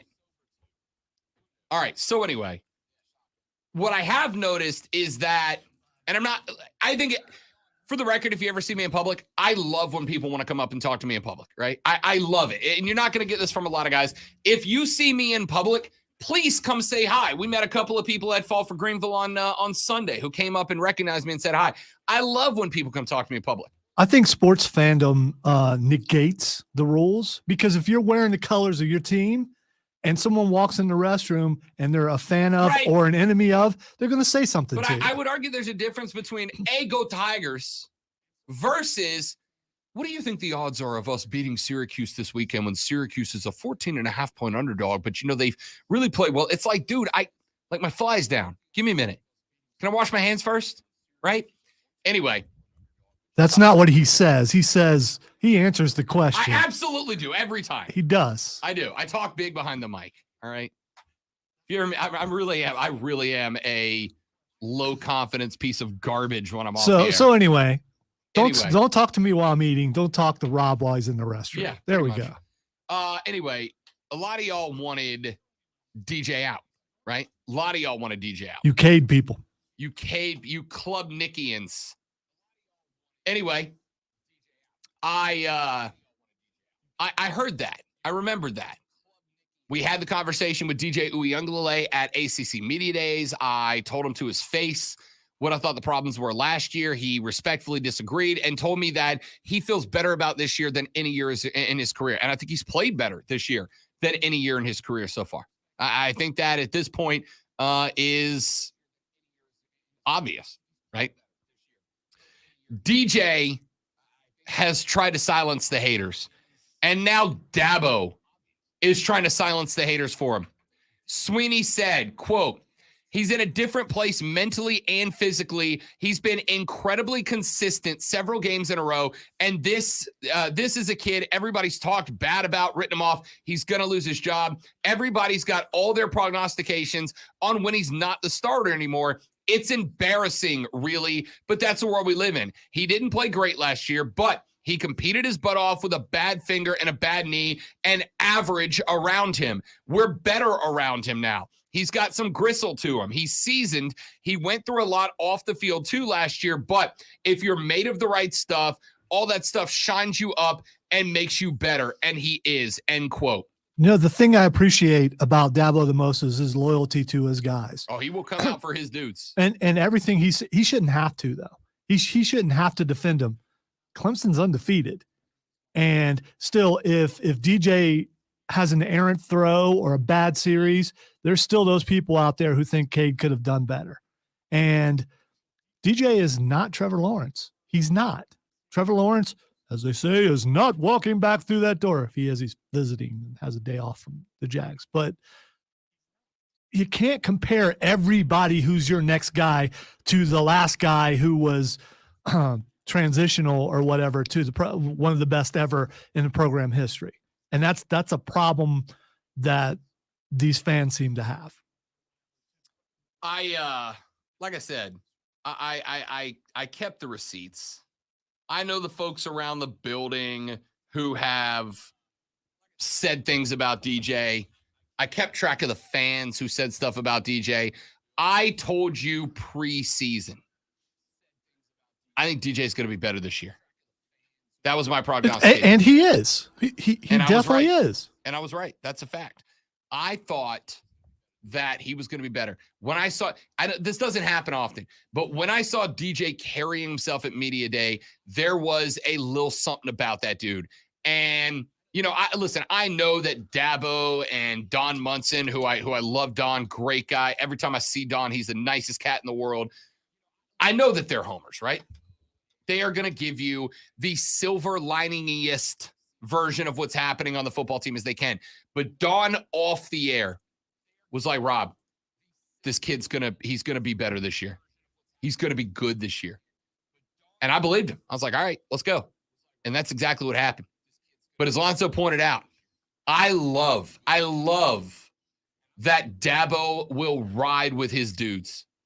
You ride with Dabo, Dabo rides with you. And this is why I've said, since I got here, everybody outside of Clemson thinks Dabo's hokey. They just do. You don't have to like it, but I'm telling you, as somebody who's broadcasted a lot of places around the country in a lot of different formats, everybody outside of Clemson thinks that Dabo is a hoax. That's irrelevant. The only thing that matters is, do the dudes that rock the orange lids on Saturday ride or die for Dabo? And do the people in the crowd ride or die for Dabo? Dabo's riding for DJ, and DJ's earned it. All right, let's do this. When we come back here in just a minute, Emily Adams covers the South Carolina Gamecocks for the Greenville News over in Columbia. She is going to join us next on the show as Carolina has what I think went from preseason a loss and now turned into a, dude, they can win this game. They can win this game. We'll talk about that with Emily next on the Rob Brown Show in the Fan Upstate.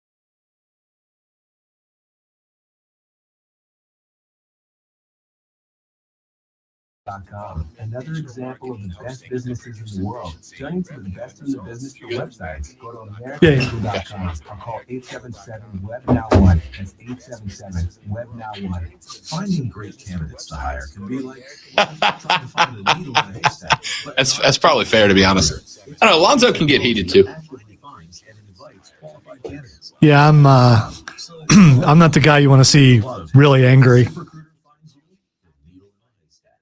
See why 4 out of 5 employers who post a job on ZipRecruiter get a quality candidate within the first day. Try ZipRecruiter for free at ZipRecruiter. I get mad on the sidelines. You're gonna go sit on the cooler all by yourself.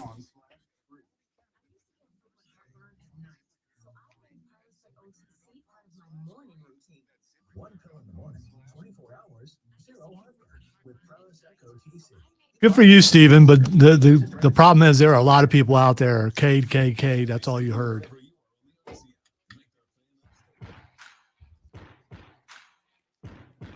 We now welcome back to the show a young woman who covers the Gamecocks of South Carolina, based over in Columbia. She is a writer for the Greenville News, a friend of the show. She is Miss Emily Adams, joining us here on the Rob Brown Show and the Fan Upstate. Emily, what's happening, young lady? How we doing? Hey, Rob. Good to be back after the open week we had. So, yeah, should be a good one this week, hopefully. Should be a great one. And let me start with this, Emily, and I want to get into, because you've been at pressers the last couple of days and talking to coaches and all that, but this game to me went from a game that before the season, I think I kind of looked at it and went, yeah, this is probably one of the L's, right? Like, we were gunning for 6-6. I thought 7-5 was a possibility. 8-4 was best case scenario. But after the Kentucky win, even if Kentucky was missing a handful of players, and considering the fact that this Texas A&M team has lost a couple they probably shouldn't have lost, does this game, like, is there a feeling in Columbia that this game is now a winnable game for Shane Beamer's boys? I think there definitely is. I think it's very optimistic. I think in many ways it feels almost more optimistic than people were about them beating Kentucky. And I don't know how much of that is just, a product of Kentucky euphoria, but I mean, I definitely think it's very much within reach for them, especially considering that A&M is in a very similar situation to Kentucky right now. Their quarterback situation is a little bit of a mess. They're really good in the run game, and their defense is solid. So, it's an interesting matchup for sure, especially coming off of that particular Kentucky team. We looked at Kentucky, and they didn't have Cavassier Smoke. They didn't have their starting quarterback. They were missing a lineman or two. A&M, as you mentioned, is kind of in a similar spot. They're banged up. They're hurt. They're missing some players. We don't know if their first or second string quarterback is going to be available. Is there any indication that, and I am going to hope that they do here, but that we might see a more aggressive South Carolina defense? Is this a game where we might see Shane Beamer take the boys off the leash on defense a little bit and turn them loose and say, hey, let's just go blow up whatever they try to do? Whatever the game plan is, let's go try to blow it up before they can get into a rhythm. I think it's possible. I think it's easier a little bit too for Texas A&M. If Haynes King plays, which is looking like is what's going to happen at this point, there's film on him. South Carolina last week was with Kaya Sharon. He had never thrown a pass for Kentucky. So they were kind of in a tough spot with preparing. So I think they're going to be better able to break down that film, to break down what that offense looks like with Haynes King, with, whoever ends up starting, and formulate things a little bit easier there. I think the one thing, though, with Texas A&M is that they are really strong in the run game. Similarly to Kentucky, they've got one real standout running back in Devin Akane. And so I think, a portion of the game plan is still going to have to be sort of dedicated to him in the way that a portion last time was dedicated to Chris Rodriguez. Emily Adams covers the Gamecocks for the Greenville News, joins us every Wednesday to talk Gamecock football with us here on the Rob Brown Show. Spencer Rattler is kind of in a weird spot still, because he's played efficiently, but I still think that Gamecock fans can want to see more, want to see him kind of take it to the next level. Has there been a focus on increasing the efficiency of the pass game? The run game has really gotten going the last few weeks. Has Shane been putting any extra effort, any extra work into getting the pass game going on a more consistent and stable basis, I guess? Yeah, I couldn't agree with you more. I think, it was, especially that Kentucky game was so weird for Rattler. We were up in the press box at halftime going like, should they put Luke Doty in for a couple snaps and see what happens? And then he came out of halftime and he was amazing. So, he's inconsistent, but when he's good, he's really good. So it definitely puts them in a tough spot. I think Beamer and Marcus Satterfield as well, they've both, because we asked, when are you going to get the run game going early in the season? Now the run game's going, or saying, where are you going to get the pass game going? And, their response has pretty consistently been like, we're going to do whatever we have to do to win the game and whatever's working for us. And, obviously that's kind of a coach speak line, and it's not, again, we've talked before about them kind of lacking a true offensive identity. But I think, while that run game is working for them, they're going to lean into that. Marshawn is hot right now, and I don't blame them for that. But I would like to see Spencer do a little bit more, even just, in terms of, like, he has, I think, 4 or 5 passing touchdowns, which is, not a ton for this point in the season. So I hope that they can get some more of that going in the second half of the season. And, the one thing that all the coaches, really have reiterated is that Spencer's very good about, if they come into practice and give him X, Y, Z to work on or improve on, he is going to, grind on that until it's better. So I think it's just kind of baby steps at this point. And I don't know, I don't know how long we can keep saying, well, it's going to come together. It's going to come together. But I think that chance is still there. Talk to me a little bit about Satterfield. You and I have had this conversation. Obviously, it's been a big time conversation amongst Carolina fans that, maybe earlier in the season, they weren't necessarily thrilled with the way that the offense looked under Sat. Has that kind of, in your estimation, as somebody who's having a lot of conversations with fans, with coaches, et cetera, has that criticism, do you think it's died off a little bit, the criticism of Marcus Satterfield the last few weeks? I don't know. I think that's tough too, because,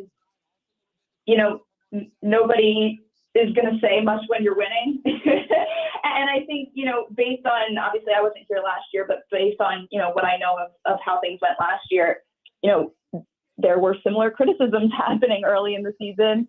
And then, they went and did what they did at the Mayo Bowl, and kind of all was forgotten. And so I think that may be what's happening again here. And I think, that's just kind of a reality of sports fandom, the grass is always going to be greener. But I think, there are still questions about Satterfield that are legitimate. I think, his job is still probably the one that will be the biggest question mark after this season. So, I don't know that, he's suddenly done something drastically differently. It's just that it's worked the last couple weeks. This Texas A&M game, and again, I know we've talked about the injuries they have, but at the end of the day, you just got to go try to win this game. The last couple of games after those couple of losses, it's not that the excitement around the fans died off, I don't think, but obviously it's, you might be a little bit less rabid than you have been, both as a team and as fans, when things aren't necessarily going your way. Do you feel like that juice, like that energy is now back for the fans? Like, is there a different feel around this team after the Kentucky win, coming off the bye week, where you've been able to sit back and really think about that one and what went right for the last couple of weeks? Like, are you feeling a little more energy in the air around this football team and its fan base? I definitely think so. And, I think there's a lot, like I said, I think there's a lot of hype around this game. Like, I think, beating Kentucky made everybody kind of see this game as a lot more winnable than anyone thought it was going to be. And I mean, Texas A&M came into the season ranked. I think they were in definitely the top 20, probably the top 15. And now they're out of it as well, and they haven't looked, as good as they should have. And South Carolina wasn't expected to beat Kentucky, so they're, it's kind of two ships crossing there of one on the ups and one on the downswing. But the bye week, I don't know if that neutralizes some of that a little bit, just in that it's not as fresh, that energy doesn't maybe carry over the same way. But I also think in some ways that's good for both fans and for the team, just to not come into Texas A&M, riding the high of those expectations. Everybody's going to come into this with expectations after what they did at Kentucky, but I don't think those expectations are as rigid and as, we absolutely should beat Texas A&M, because I think, anyone with some realism there knows that it's not an easy task, but it's a possible one for sure. Emily Adams covers the Gamecocks for the Greenville News. She is over in Columbia, South Carolina, and joins us on Wednesdays. Emily, you are fantastic. We appreciate it, and we will talk to you next week, hopefully after a dub over the Aggies this weekend. Thanks, Rob. You know it. That is Emily Adams. She's the best. Follow her on social media at EAAdams6, at EAAdams6 on the Twitter device. She is going to be the best in the biz when it comes to covering this team in person. Let's take a break. When we come back, hour number 3, it's Wednesday. We got basketball. We got baseball. We got some more NFL to talk about. A lot of things to get into. Rob Alonso, you, the Rob Brown Show. This is the Fan Upstate.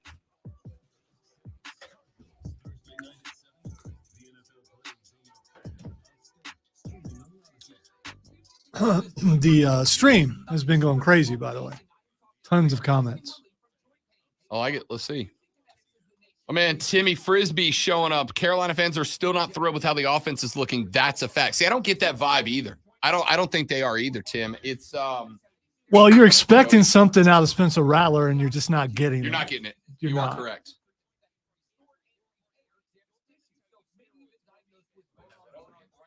Gee, I wonder who that someone could have been. And I think Lonzo hit it on the head, right? Like, you're expecting Spencer Rattler to show up, show out, and take it to another level, and it's just not happening. Even when the run game's working, it's like, but now we need to complement it, and we're just not. He's supposed to be that guy. Instead, he's just all right. Yeah, he's just the guy. All right, I'm gonna go back to Tim's comment. What did you think about scenario yesterday? Scenario was that 2 SEC teams could get in. Bama, if they win the SEC, and a 12-1 SEC runner-up, preferably UT, which would have beaten 2 number 1s to get there. Undefeated Big Ten champ gets in. 4th team would be decided between undefeated UCLA, TCU, and Clemson. SEC won't get a 3rd team in, but in the scenario, an 11-1 Georgia being number 1 majority of the year, and undefeated TCU would still be better than Clemson, in my opinion. To think about that, Tim. TCU going in over Clemson, because you got to keep in mind there is some element of the popularity contest, right? There also will be strength of schedule. And like I have said before, I think they pumped up the ACC, gave rankings to teams that don't deserve it just because it makes Clemson look better. I don't care how conspiratorial that sounds. The teams that Clemson's beating, I don't think they deserve to be ranked. See, you got to rank somebody though, I guess. But, I would start with, if that is the case, right, then I think we got to look at the Big 12 in the same way. Oklahoma. Well, we're going to know for sure when the CFP comes out. Well, I know, but I think the point that Tim's making here is, how should the CFP stack Clemson undefeated and an undefeated TCU? Because I absolutely, let's start with the top part of that phrase. I absolutely think that if Bama wins the SEC, which would require them to beat Georgia or Tennessee out of the East, one of which will be undefeated, probably Georgia, right? If Bama wins the SEC by, let's say, knocking off an undefeated Georgia at the end of the year, I absolutely would see Alabama jumping back into the top 4. The question is, do you think the CFP would be willing to take a one-loss Bama team over both an undefeated TCU and Clemson team, right? Because the conversation over the years has been, should a one-loss team find its way in? And now it's going to be, should a one-loss SEC team get in over not one but 2 other Power 5 undefeated teams? And I think that's a harder yes for the committee than asking if they should get in over one undefeated Big Ten or a Power 5 team, pardon me. I don't think it's that cut and dry. Yeah, but if TCU does beat 5 ranked teams, that's more than the ranked teams that Clemson would have beaten.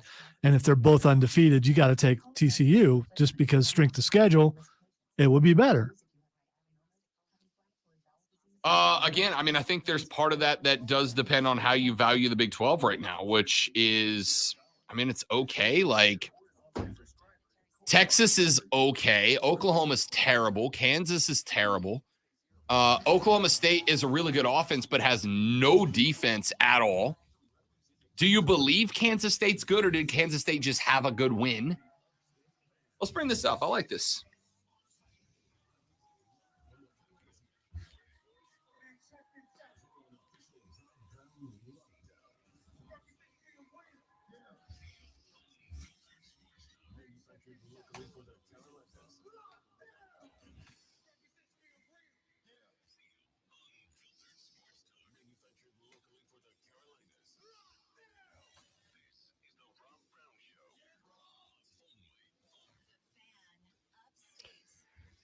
The Rob Brown Show back on your radio. The third, the final, the best, the money hour of the show starts right this very second. Hello. Rob Brown, the great one, Lonzo with you. Phone line's open for you. 844-FAN-PHONE. 844-FANFONE. 844-326-3663. Give us a buzz. Get on the air. Can also shoot us a text on the Preferred Home Services text line at 71307. 71307. Start your text with FAN, F-A-N, FAN, and we will read them on the air. You can also get at us on Twitter at The Rob Brown Show, at Lonzo Onward, at The Rob Brown Show, at Lonzo Onward, or tweet us all at The Fan Upstate, at The Fan Upstate, all the different ways to get in touch with the show. If you got something more long format, but you don't want to come on the air with it, you can email me, rob.brown@thefanupstate.com, rob.brown@thefanupstate.com. A couple of texts that have come in. Texture says, Rob would rather marry a tree than admit Geno Smith is the GOAT. Is the GOAT. And at the same time, I suspect I have just connected a name and a phone number, because at the same time as I read that text on the stream, Jacob Stepp pops in and says, who's a better quarterback, Geno Smith or Russell Wilson? The fall off of Russell Wilson has been incredible. The decline of Russell has been incredible. Now, Lonzo has been saying for a very hot minute that Russell's never been that good. That Russell had his lack of talent covered up in Seattle, and had it covered up by Marshawn, had it covered up by DK, had it covered up by Pete Carroll, had it covered up by a cast and crew of others that made Russell look good as opposed to the other way around. He shows up in Denver, and a lot of people, including, to call us on the carpet, both me and Mark Ryan, said this Denver team is a dark horse in the AFC. This Denver team might shock some people in the AFC. Well, they definitely have shocked some people. They've shocked you. They certainly have. Because Russell has been garbage. 10-0 lead at halftime. Actually, you know what? You know what, Zoe? I got a piece of audio about this. It is the local news clip. Okay? Now, local sports broadcasters. I have done local news anchoring a sports desk before. You gotta be straight up Homer, right? Most of the time. Now, if there is something egregious, you can call it out. But most of the time, when you are a local news anchor, you usually kind of fan it up a little bit, right? If your team loses, you're like, oh, tough loss tonight, but we'll bounce back. Don't worry, boys. We'll get them. This is from the local news channel, Channel 7 in Denver, Colorado, after the Monday Night Football loss. And the Chargers win it in overtime. Oh, man, the Broncos started the game with a bit of a spark tonight and then fizzled. Not the outcome Broncos fans were hoping for. No, it was a battle. The AFC West went into overtime again. And in the end, a special teams blunder led to the Chargers winning 19-16 over the Broncos. Now, Broncos started out the game pretty strong, but the ending was a letdown, some bad coaching thrown in as well. The Broncos offense just couldn't put up any final points in overtime. And in the end, it was a failed punt return and a Chargers field goal that ended the game. It was another primetime game that ended mostly in disappointment, another night of underperformance by the Denver Broncos. Now, tonight we have team coverage of yet another heartbreaking loss for Broncos fans. This one again in overtime. Broncos insider Troy Rank live on the field at SoFi. Denver 7's Micah Smith also there getting reaction from fans. Of course, we're going to be in with our two experts right here in the studio, Lionel Bienvenu and Nick Rothschild. Another disappointment in primetime. Gentlemen? Yeah, poor Micah getting fan reaction. Whoa, I thought that's they meant to be fun. I thought Shannon meant other experts. I didn't realize it was us too. Whoops. Well, you know what, Nick? It really doesn't take any experts to see what's happening to this Broncos team. Bad. Coach Hackett is still making terrible play call decisions. Russell Wilson, after a great start, 10 for 10 and a touchdown in the first quarter, he's going back to bad. In the pocket on 3rd and 1, out of the shotgun. So many things wrong with this football game, and it ends up to the Broncos dropping to 2-4, their third loss in a row, and it's not going to get any better in Broncos country for the next week. Well, I didn't think it could get any worse after the Indy game, yet they gave us that little morsel of goodness at the beginning of the game. 10-0. And then they took it away from us. And now we're left with nothing. You pulled the rug right out. Charlie Brown in it all over again. Exactly. Hackett's holding the ball like Lucy. Broncos country's trying to kick it, and here we go. You good over there, buddy? So this was a TV? This was literally, I forgot the call letters, but Channel 7 NBC News in Denver. Their studio is like 6 minutes from Mile High Stadium. They sent a reporter out to get fan reaction. I don't think they ever actually went to her because I'm pretty sure the reaction would have been an FCC violation. And the two bros, they brought in to break down the game. The best analysis that they could give of Russ and Hackett and the Broncos was a Charlie Brown and Lucy comparison. I thought the anchors' reactions was worse than those two guys. Those two guys sound like they brought in their sports guys or brought in some radio guys, but the anchors were dropping some bombs. They were for sure. That's how bad it is, right? The decline of Russell Wilson has been remarkable. When I say remarkable, I mean like it should be marked. We should be talking about it.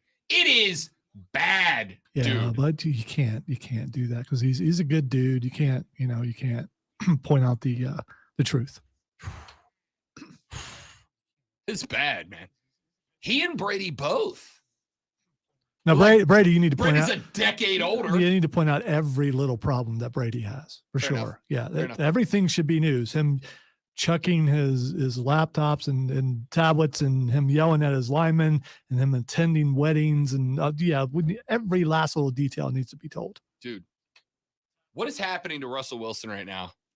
And I kind of mentioned this and brought this up yesterday, but then I came across that clip. And you had better, but like I said, I've been a sports anchor, right? And when you're a sports anchor, your news director is going to tell you, he's like, hey, man, listen, if they lost, you can talk about the loss. You can give the stats. You can say what happened. But, like, don't beat them up, right? Don't beat them up. Like, we don't want sports fans to turn off the whole news program because you insulted the team. The two anchors in the front, the not sports anchors, just the regular news anchors, were laying down top rope Macho Man elbows on this team. Also makes you wonder if it's a Denver fan writing on the teleprompter and those guys just read it. I don't know. That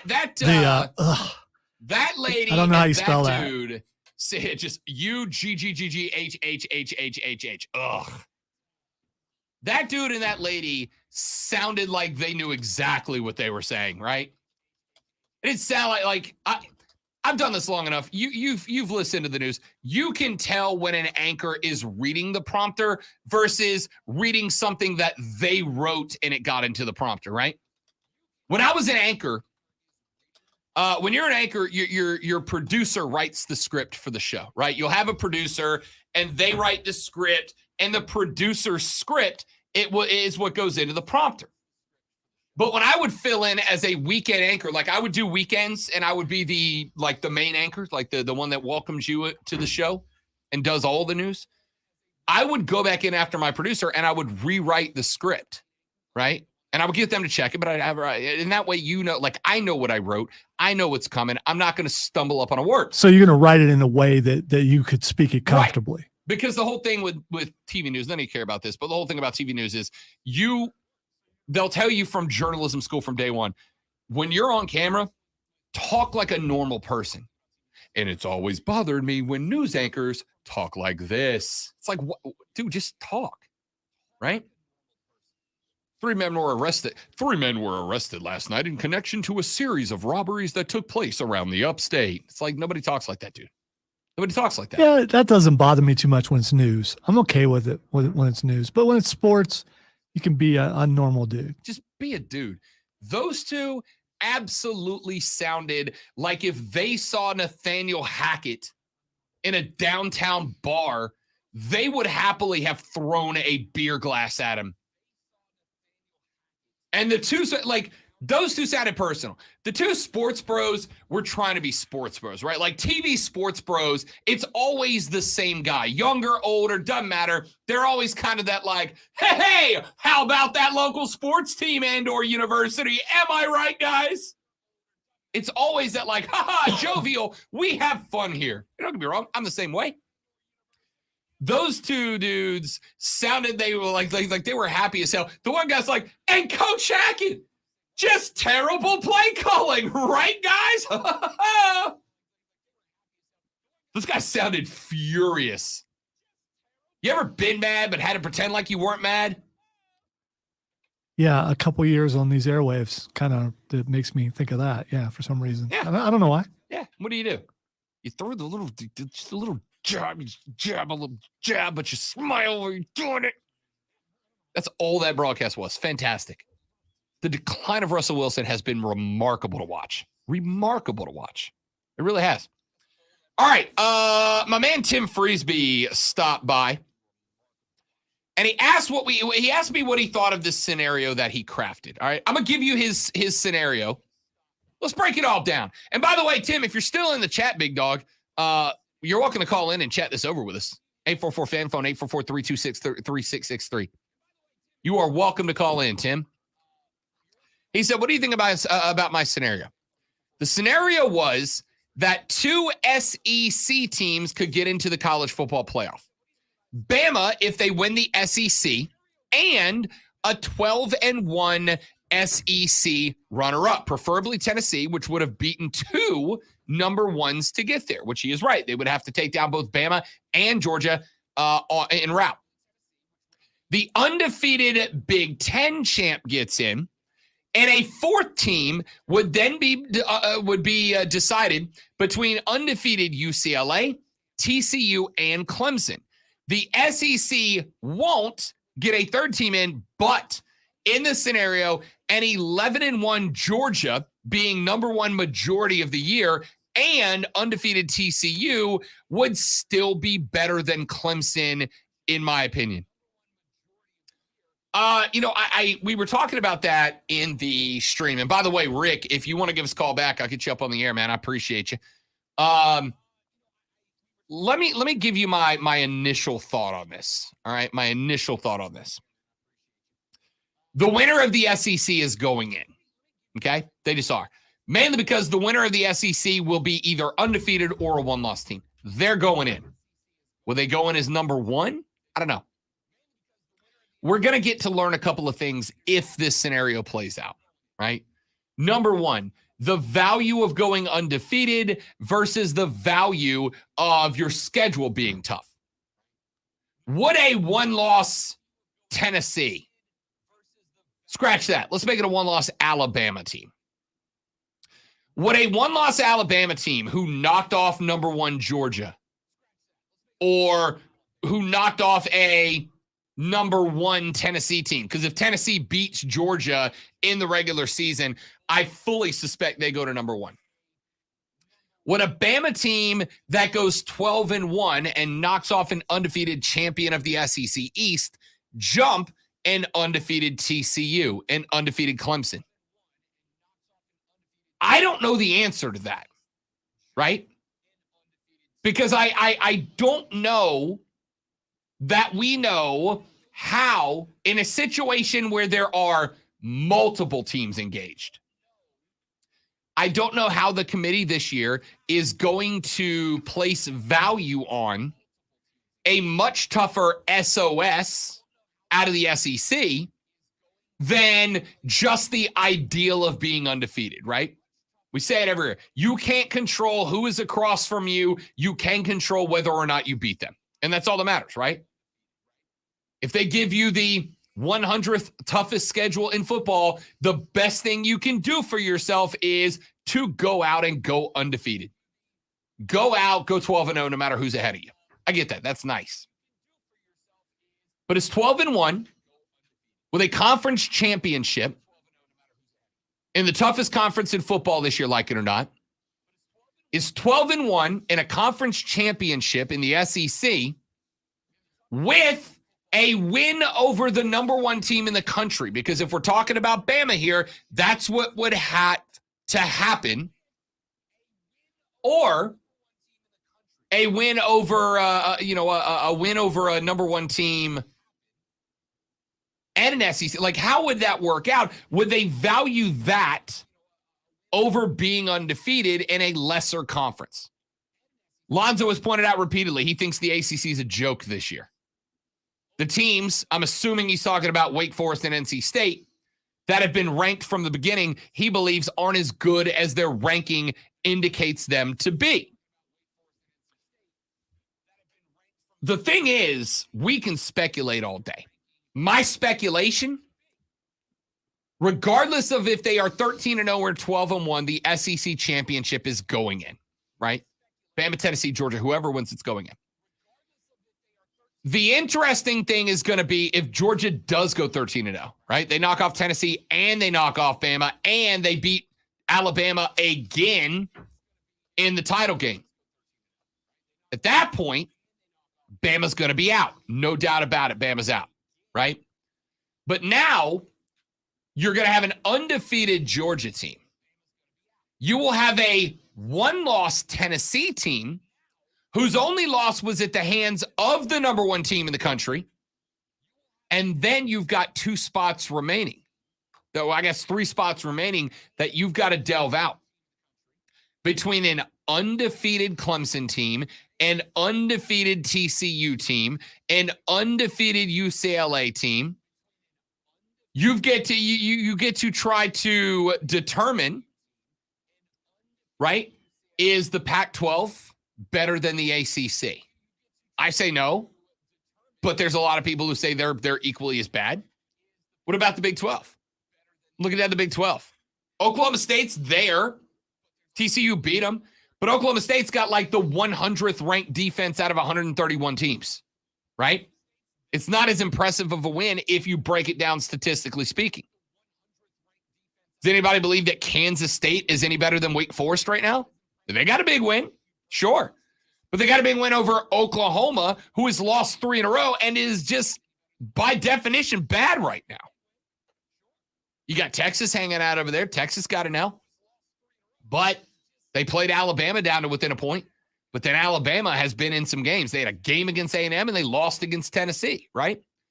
Beating Bama in 2022 does not look like beating Bama in 2016. It's not the same team.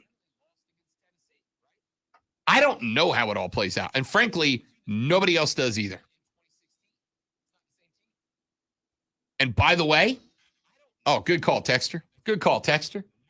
Texter writes into the show exactly what I was about to say. This is like the year that really shows why we need at least 8 playoff teams, because this would be a sick lineup. I could not agree with you more.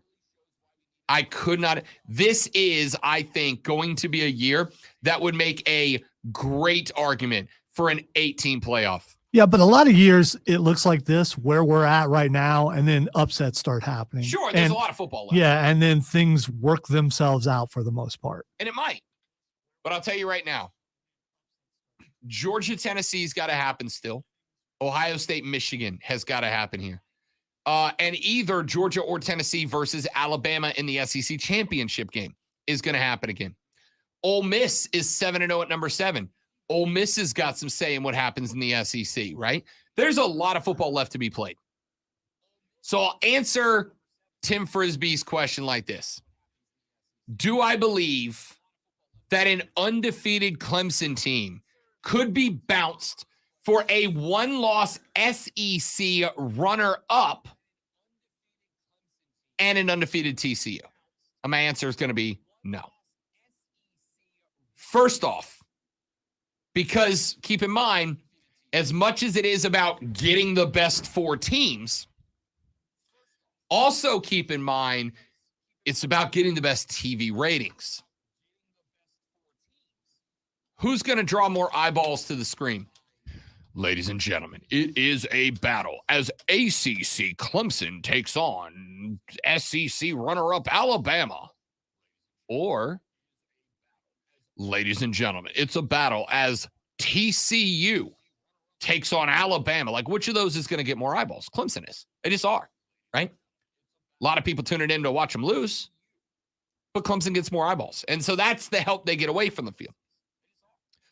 On the field, you're going to get some style points for winning your conference, right? TCU will, but so will Clemson. And I think Clemson's going to have I've come around Alonzo. After the Florida State game, I don't see Clemson losing a game in the regular season. I don't see them losing the ACC championship, right? Unless they just completely melt down. And if they melt down, then they're not going to the bowl or not going to the playoffs anyway. It doesn't matter. They've overcome their seemingly bad games and came out with victories. I don't even know if they're bad games. I think they caught some good opponents. I know you disagree with that, but I think Wake, NC State, and Florida State was a pretty good line of opponents. So the question is, not great, how do those teams finish, and how does the college football committee look at it? Do they go, okay, yeah, it was very competitive in the ACC, which is not very good, so I don't know how much that says. And I know style points supposedly don't count, but they absolutely do. And when's the last time Clemson had a style point victory? It's fair. Texture says 0.0% chance the SEC champion, no matter who, or an undefeated Clemson is left out. I tend to agree with that. First off, the SEC champions going in, I don't care if they're 12-1 or 13-0. The undefeated Clemson thing, it bothers me because if there are other undefeated teams, there's every chance Clemson could be left out. I think it's too easy to look at history. Yeah, but it's okay because they're Clemson. You know, you could say the same thing about the other undefeated teams. If there are 6 or 7 undefeated teams, Clemson could absolutely be left out. See, I'm going to disagree for the reason that I mentioned a second ago, which is it's as much about the TV ratings as it is about the game itself. Clemson's drawing more eyeballs than TCU. The only team that I think they might make the argument would be UCLA could draw as many eyeballs. How many times has that 4th team in the Final Four playoff been competitive? That 4th team always seems to be that squeaky team that gets in there and gets their butt handed to them the first week. So I don't know. I could see Clemson being the 4th team, but I will say this, Tim. After thinking about it, after kicking around in the noggin, I'm going to say an undefeated Clemson team is not getting left out. And I'm going to say they will, depending on who the other competition is, because they're not that good. They're good enough to win the ACC, but there are some teams out there that are definitely better than them. The eye test and everything shows that that's the case. So if the SEC champion is 12-1, let's say Alabama wins it, 12-1. Georgia. Why is everyone thinking for sure Alabama's going to win it? That's why I said hypothetically speaking. Alabama wins at 12-1, the SEC championship. What if Tennessee wins the whole thing? Let me walk through a hypothetical. All right. Alabama finishes SEC champion at 12-1. They beat Georgia. Georgia's the SEC runner-up. They're 12-1, but they have been the number one wire to almost wire, right? Ohio State is the undefeated Big Ten champion. And then you got Clemson, UCLA, and TCU out there as undefeateds and conference champions as well, right? Pac-12, Big 12, and ACC title holder. Would you take Georgia wire to wire until the conference championship, wire to wire regular season number one? Yeah, they bumped down in 1 week, but basically wire to wire. Would you take 12-1 Georgia, who did not win the SEC, and drop them for a 13-0 Clemson, UCLA, and TCU or TCU? Like, would you bump Georgia and all they've been this year if they only lose to Bama, who is 12-1 with the win over number one? How would you orchestrate 12-1 Bama SEC champion, 12-1 Georgia SEC runner-up, undefeated Ohio State Big Ten champs, undefeated UCLA Big 12 champ or Pac-12 champs, undefeated TCU Big 12 champs, and undefeated Clemson ACC champs? How do you line those up? I don't know. I will say if Georgia does everything you said, that means they will have beaten Tennessee. They will have. And that's a pretty good mark on them too. Absolutely. All right, let's take a break. I want your thoughts on that. So let's say we end the year, for the sake of a hypothetical conversation. Alabama wins the SEC championship. They're 12-1 with the win over number one. Georgia ends the year 12-1 ACC runners up, and their only loss comes to Alabama, the SEC champs. Then you got an Ohio State that's undefeated. You got a TCU that's undefeated out of the Big 12. You've got a Clemson that's undefeated out of the ACC and a UCLA undefeated out of the Pac-12. Seed those. Who's getting left out? Because at that point, you would have an undefeated conference champion have to be left out. Seed those for me. Back after this on the Rob Brown Show on the Fan Upstate.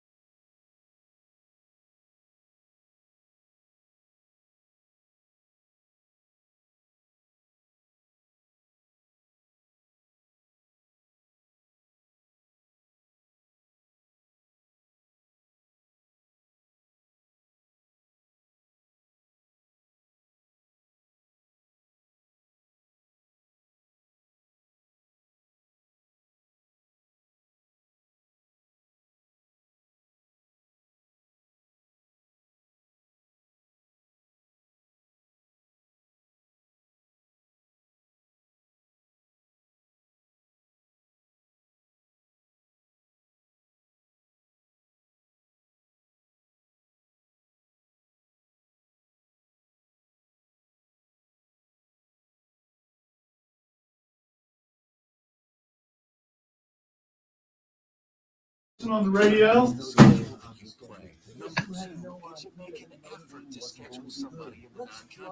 Clemson gets credit for having Notre Dame on the schedule because you had no idea that Notre Dame wasn't going to be good. not want to flush all this nonsense that so-and-so has 3 ranked wins and this team has 5 ranked wins and that makes them better. Why? You do not want to be in a position Sure does. of having to put this for your conference rivals to be better just to improve your resume. That makes no sense whatsoever. It was never what this Why'd your tone change at the end? Lesson over?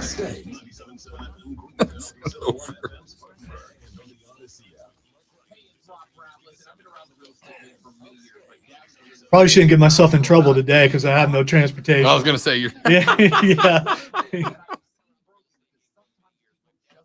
I'll barricade myself in the office to see how they get it open. Yeah, I know they have keys. I don't know how I would barricade it. But I'll find a way.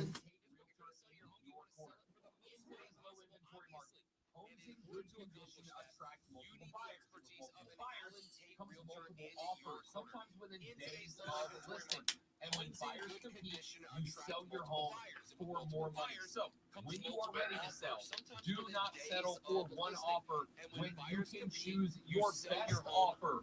Choose the Carolina's #1 real estate company. Do not settle for one offer. You can find them online at allentate.com.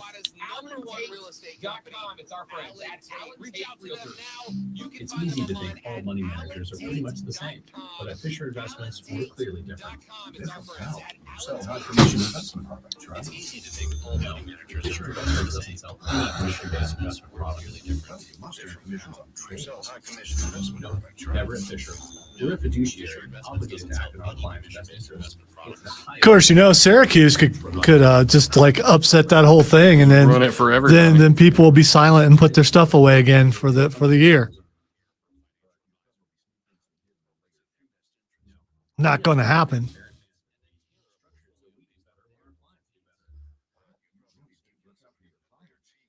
What percentage would you give Syracuse to upset Clemson?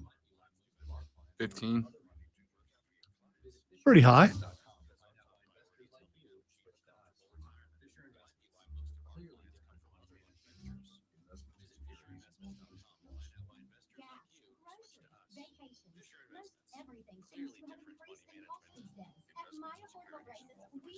Everyone should be able to afford confidence. Vacations. Most everything seems to have increased in cost these days.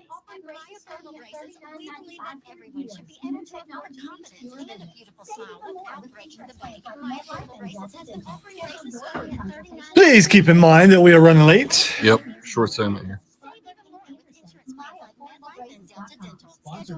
Apologize for my poor clock management. My job to be out on time. No, as you say many times, I am driving this show. It could just say, "Hey man, segment over," and turn your mic off.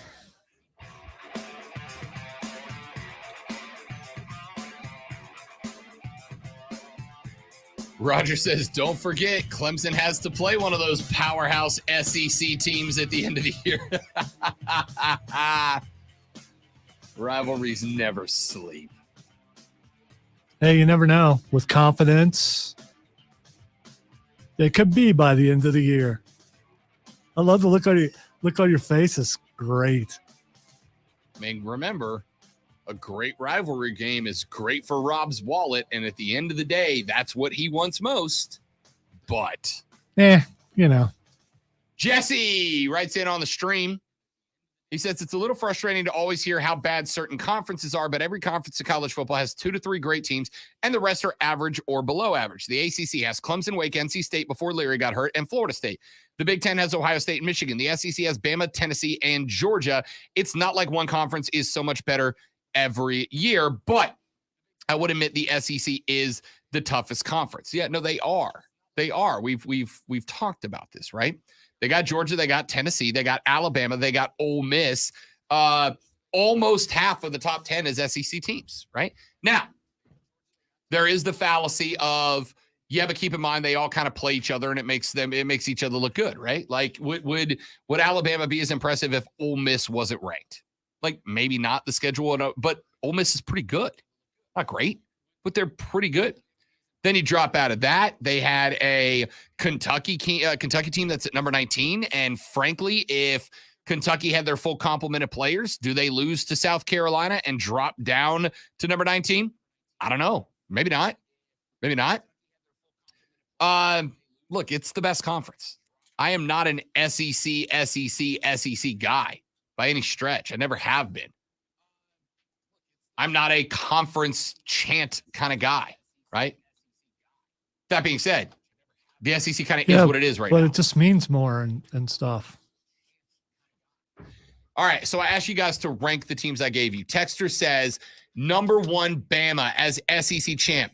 Number 2, Ohio State as undefeated.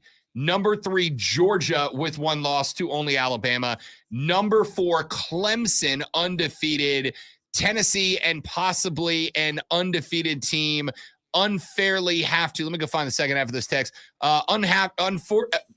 unfairly have to have another prove-it year staying in the top 5 to be considered for next season move. All right, quick question for you. So the SEC is the only conference where a team can lose a game and still make the playoff? Yes. Okay. Yes. I just undefeated Clemson losing an ACC championship game, they're done. Well, if Clemson loses to Syracuse, it's not going to happen. But if Clemson lost to Syracuse, they're done. They're done. A 1-loss ACC team, even if they lose one and then win the ACC championship, will get bumped behind 2 SEC teams at the least. I know it's Maybe that way. 3. I know it's that way in the Big Ten because I saw that last year. Ohio State was doing great. They lost to Michigan. Boom, they're out. They're out. Yeah. So And the other aspect of that is obviously the earlier you lose, the better, right? Like that to me seems to be a fallacy in college football, but the earlier you lose, the better. If you lose week 1, you got a much better chance of fighting your way back to the top. especially if the team you lost to does really well for the rest of the season. Right.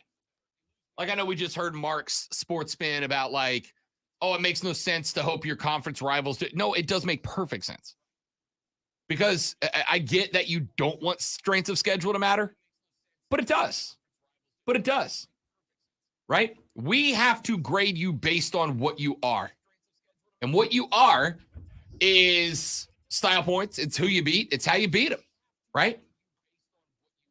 If that is the case, then why is Tennessee jumping from, what were they, 6 up to 3 for a win over Bama? It's because that's a great win over a good team. It's a great win over a good team. Why did Alabama only fall to 6 and not fall down to 10 or 11 where 5-1 Oklahoma State and 6-1 USC are? Because the SEC is really good. There is, within the entire top 10 of the AP poll right now, Zoe, there are 2 losses. 2 losses. One of them is to number 3 Tennessee. The other one is to number 1 Georgia. The only 2 losses inside the top 10 come to teams that were ranked 1, 2, or 3 at the time that it happened. Georgia at 1, Tennessee at 3. That's it. That's it. Nobody else. Everybody else that has a loss is at 11 or worse. How your schedule shapes up matters. If it didn't, Bama wouldn't be at 6, and Tennessee wouldn't have jumped all the way over Clemson and Michigan to 3. But Clemson doesn't have a Bama win. Michigan doesn't have a Bama win. Michigan got to jump Clemson. Why? Because they beat a top 25 Penn State team, and not just beat them. They beat them down. Handled them. They did. Bodied them. The fact that they bodied Penn State is why Michigan is now, and again, this is the AP poll, so it doesn't matter, but the reason Michigan got to jump Clemson into a playoff spot is because they bodied a Penn State team that was a threatening top 10 team. They just beat them, style points them. That's why Michigan jumped up. Like, I get what Mark's saying, but with all due respect, it comes to a place of idealism. And Mark will admit, you can ask him on a show, he will admit that when it comes to college football, he's an idealist. Here's what it should be. Here's how it should be. It should be this. If, everybody who puts on a Gator jersey should grow up loving the Gators more than they love themselves. And it's like, yeah, but that's not how the real world works, man. A lot of people go play football for the team they want to play for because they have a really good school or because they got NAL money or because, a million reasons that have nothing to do with their personal feelings, right? This is not an idealist world. And college football is no different than anything else. There is nothing in the world anymore that runs on idealism except video games. That's it. Nothing else runs on, and hell, even that's been corrupted. Microtransactions, right? There is nothing in the world that runs on idealism. You don't have to like it, but you do have to live it. Do you think Georgia wants Tennessee to lose another game this year outside of their matchup? No. Do you think Bama wants Georgia to lose another game? No. Because if Georgia lost to Tennessee, and let's say Tennessee dropped one somewhere, and the SEC Eastern Division champion is 12-1, it hurts Bama's chances at getting into the playoff if they lose to the SEC champions. Or hell, even if they beat them, right? Of course you want your conference mates to be good. Clemson should be rooting for FSU to go undefeated the rest of the year, and Wake and NC State. If you are in the top 5, if you're in the top 10, if you're a playoff contender, you should want everybody in your conference to win every game that's not against you. Because strength of schedule does matter. And that's why I do not envy the folks that are going to be on the playoff selection committee unless we just have chaos and a bunch of these teams drop one between now and the end of the year that they shouldn't. That's it. That's it. We just spent 40 minutes plus talking college football. Oh, crap. We're NFL guys. Yeah, that's right. We're not supposed to do that. And making good points and having good interaction and all that kind of stuff. So mad at us. That's on me. That's my bad. We can do better. That's not true. We did spend like 7 minutes at the beginning of the hour talking about how Russell Wilson's getting absolutely smoked by his own local news channel. Okay, so we It's did like 36 minutes of college We didn't football. meet our quota of NFL, but we got some in there. All Snuck right, so some we in got there. we got to skip Twitter to do NFL on the way out to justify being NFL guys. Well, absolutely. We want to be mislabeled. All right. So there you go. That's what matters. That's how it shapes up. That's how it plays out. Like I said, I would not want to be on the playoff selection committee this year. We'll come back, get some final thoughts for you. Give you my thoughts on the NLDS Game 2 going today. Padres fall to the Phillies last night 2-0. Phillies got a one-game lead over the San Diego Fathers, taking the same formula they did with the Braves. Go split on the road and give yourself home field advantage for the back half of the series. They might just take them both from San Diego because Aaron Nola is going tonight, and he is good. All that more coming up on the Rob Brown Show in the Fan Upstate.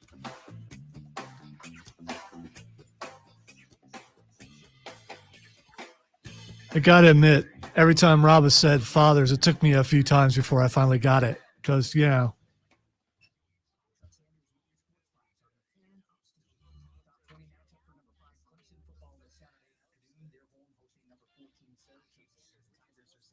Thank you, Jesse.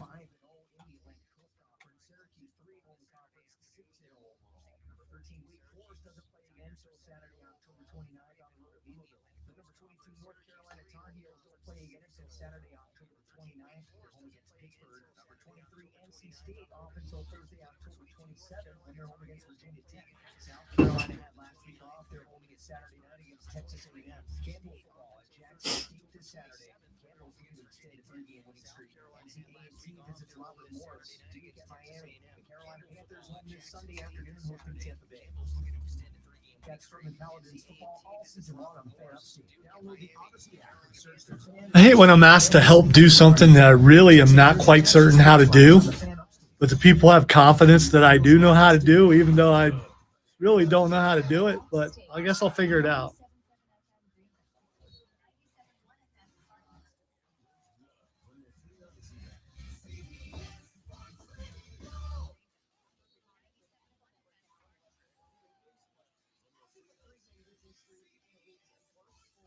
So the thing that's taking me the longest on those videos is after you trim them, for some reason it's taking forever for them to save. I mean, I'm just sitting there waiting. Yeah. And then boom, even with me having to match up audio, I'm in there quick. That is done. That part of it's easy. It's the sneaking trimming of the video. And I don't know if it's StreamYard or if I'm still having to use my laptop on that part of it. Yeah. And it could be that, but I think it's StreamYard. Just like when I'm loading things to Megaphone for the podcast, sometimes it'll take 5 minutes, sometimes it'll take 15 minutes. I wonder how big the file size is on these things. And I do that at work. And, and our internet here is pretty quick. I don't think that's a matter of computer speed. That's a matter of, and it could be that program in general because it's not consistent. Yeah. And the majority of those are loaded here to the point where now I'm just learning to find other stuff to do while it's loading. Because efficient. Because efficient.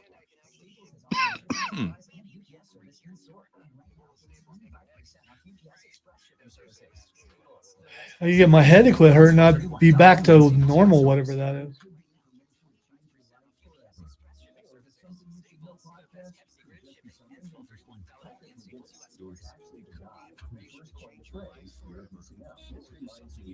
So we did a good portion of the first segment Saturday on being regular because I found out that Tim didn't know what that was. Being regular? You don't know what being regular is? No.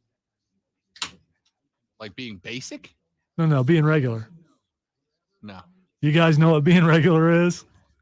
Maybe it's Does that make me regular? Maybe it's an old thing. You know what makes you regular? Nope. Fiber. What? Fiber. Fiber. Oh, like having regular movements? Yes. Being regular. No, see, you're like, I'm going to say this, and it's going to sound like a shot. At 37, coming up on 38 years old, my grandmother has a question she loves to ask me. And everybody else, not just me, my grandmother loves to ask, how are your bowel movements lately? See, she loves to ask that question. I don't understand. No, it's very important because all that sludge and all this stuff builds up, and if you're not regular, you can get toxic. So I mean, that's why cleansings are a Is that just thing. an interesting way of saying how's your health? Like, is that what you think you're doing? You're Well, asking how your health is. we were talking about 'Cause it. You can just say, "Hey, how's your health?" Well, we were talking about. I was trying to use a way to not come out and say what I was doing. I've had a mouse come out on me twice now, while on the throne. Exactly. So I talked about, while I was being regular, I had a visit by a mouse. Scream! I'm so sorry. I'm so sorry.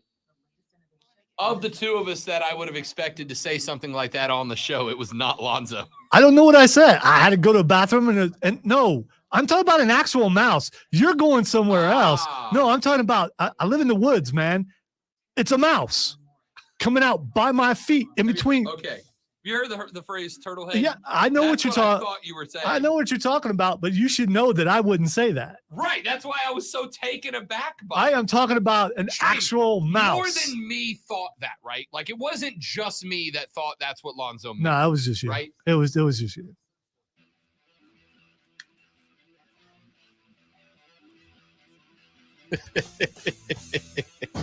Recover from that, mister. I'm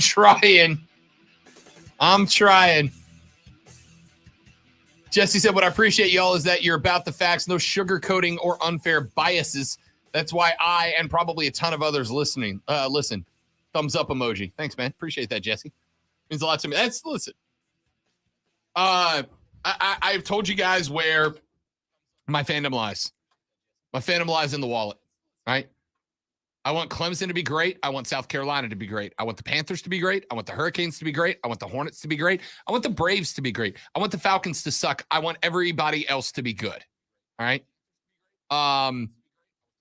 Because when they're good, we pay more attention when sports are good, right? The Carolina Panthers are an exact illustration of that.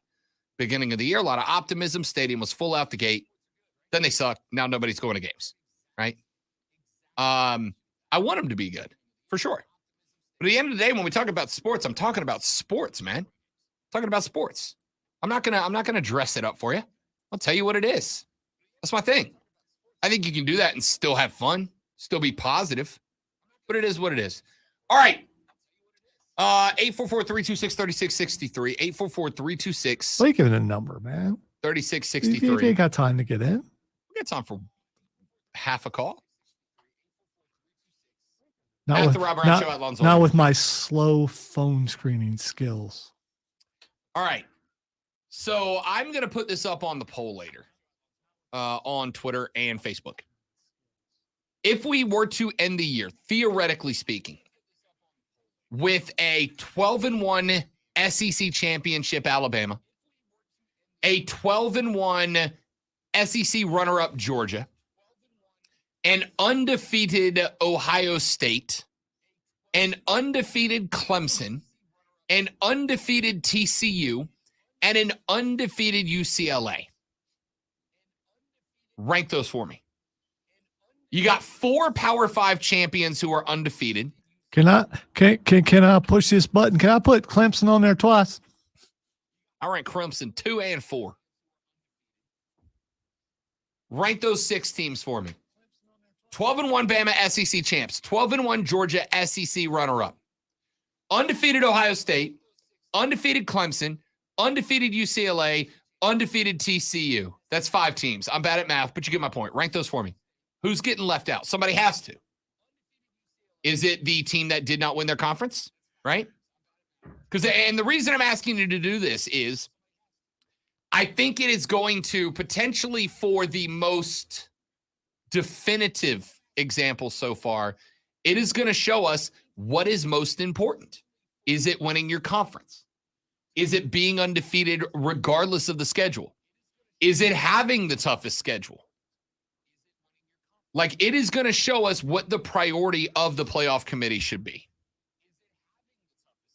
There's 7 seconds till Lonzo hits the button. So just hang out with me here.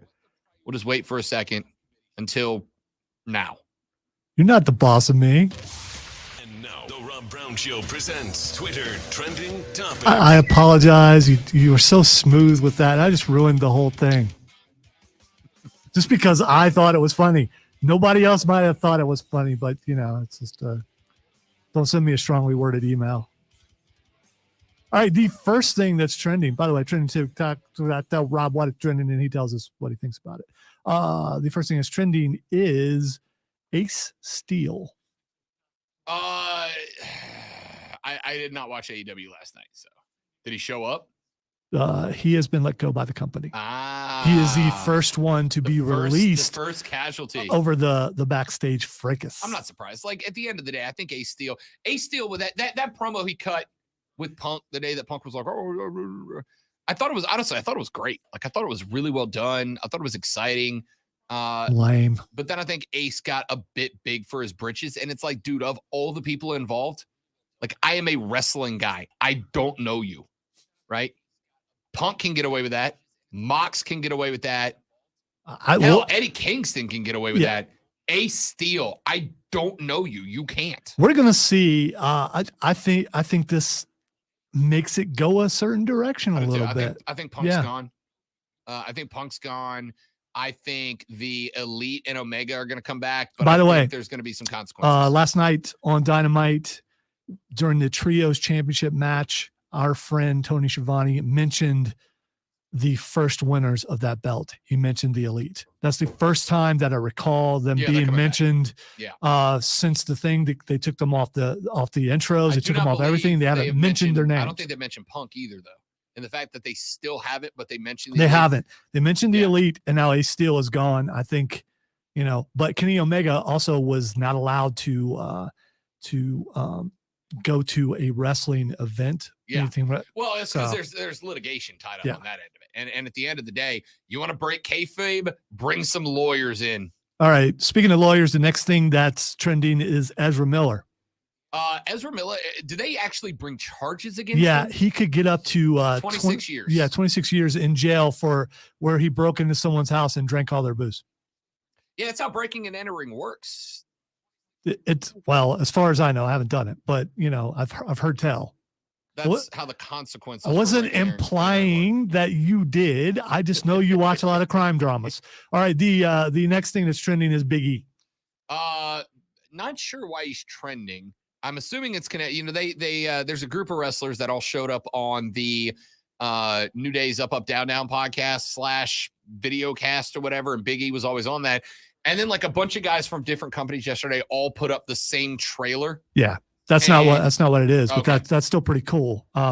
Including you know, Adam Cole and some guys like, no, Big E's trending because of what happened to Hangman last night. Yeah, Hangman took a lariat from Mox that knocked him out cold, and AEW has now said that it was a concussion, so he's going to be out for a hot Wait, minute. how can that happen? Wrestling's not real. We'll leave that right there. Jim Robe's got you up next in the jungle. Then Mark and Diesel take you off sides at 3. Then you get the outstanding CBS Sports lineup. And then Lonzo and I will be back tomorrow at 9 a.m. to do this all over again and better. He's the great one. I'm Rob. You guys are the best. Thank you very much for listening. We will see you tomorrow on The Rob Brown Show and the Fan Upstate. Later, brother. All right, Stream, you guys are the best. Appreciate y'all very much. We will see you back here tomorrow.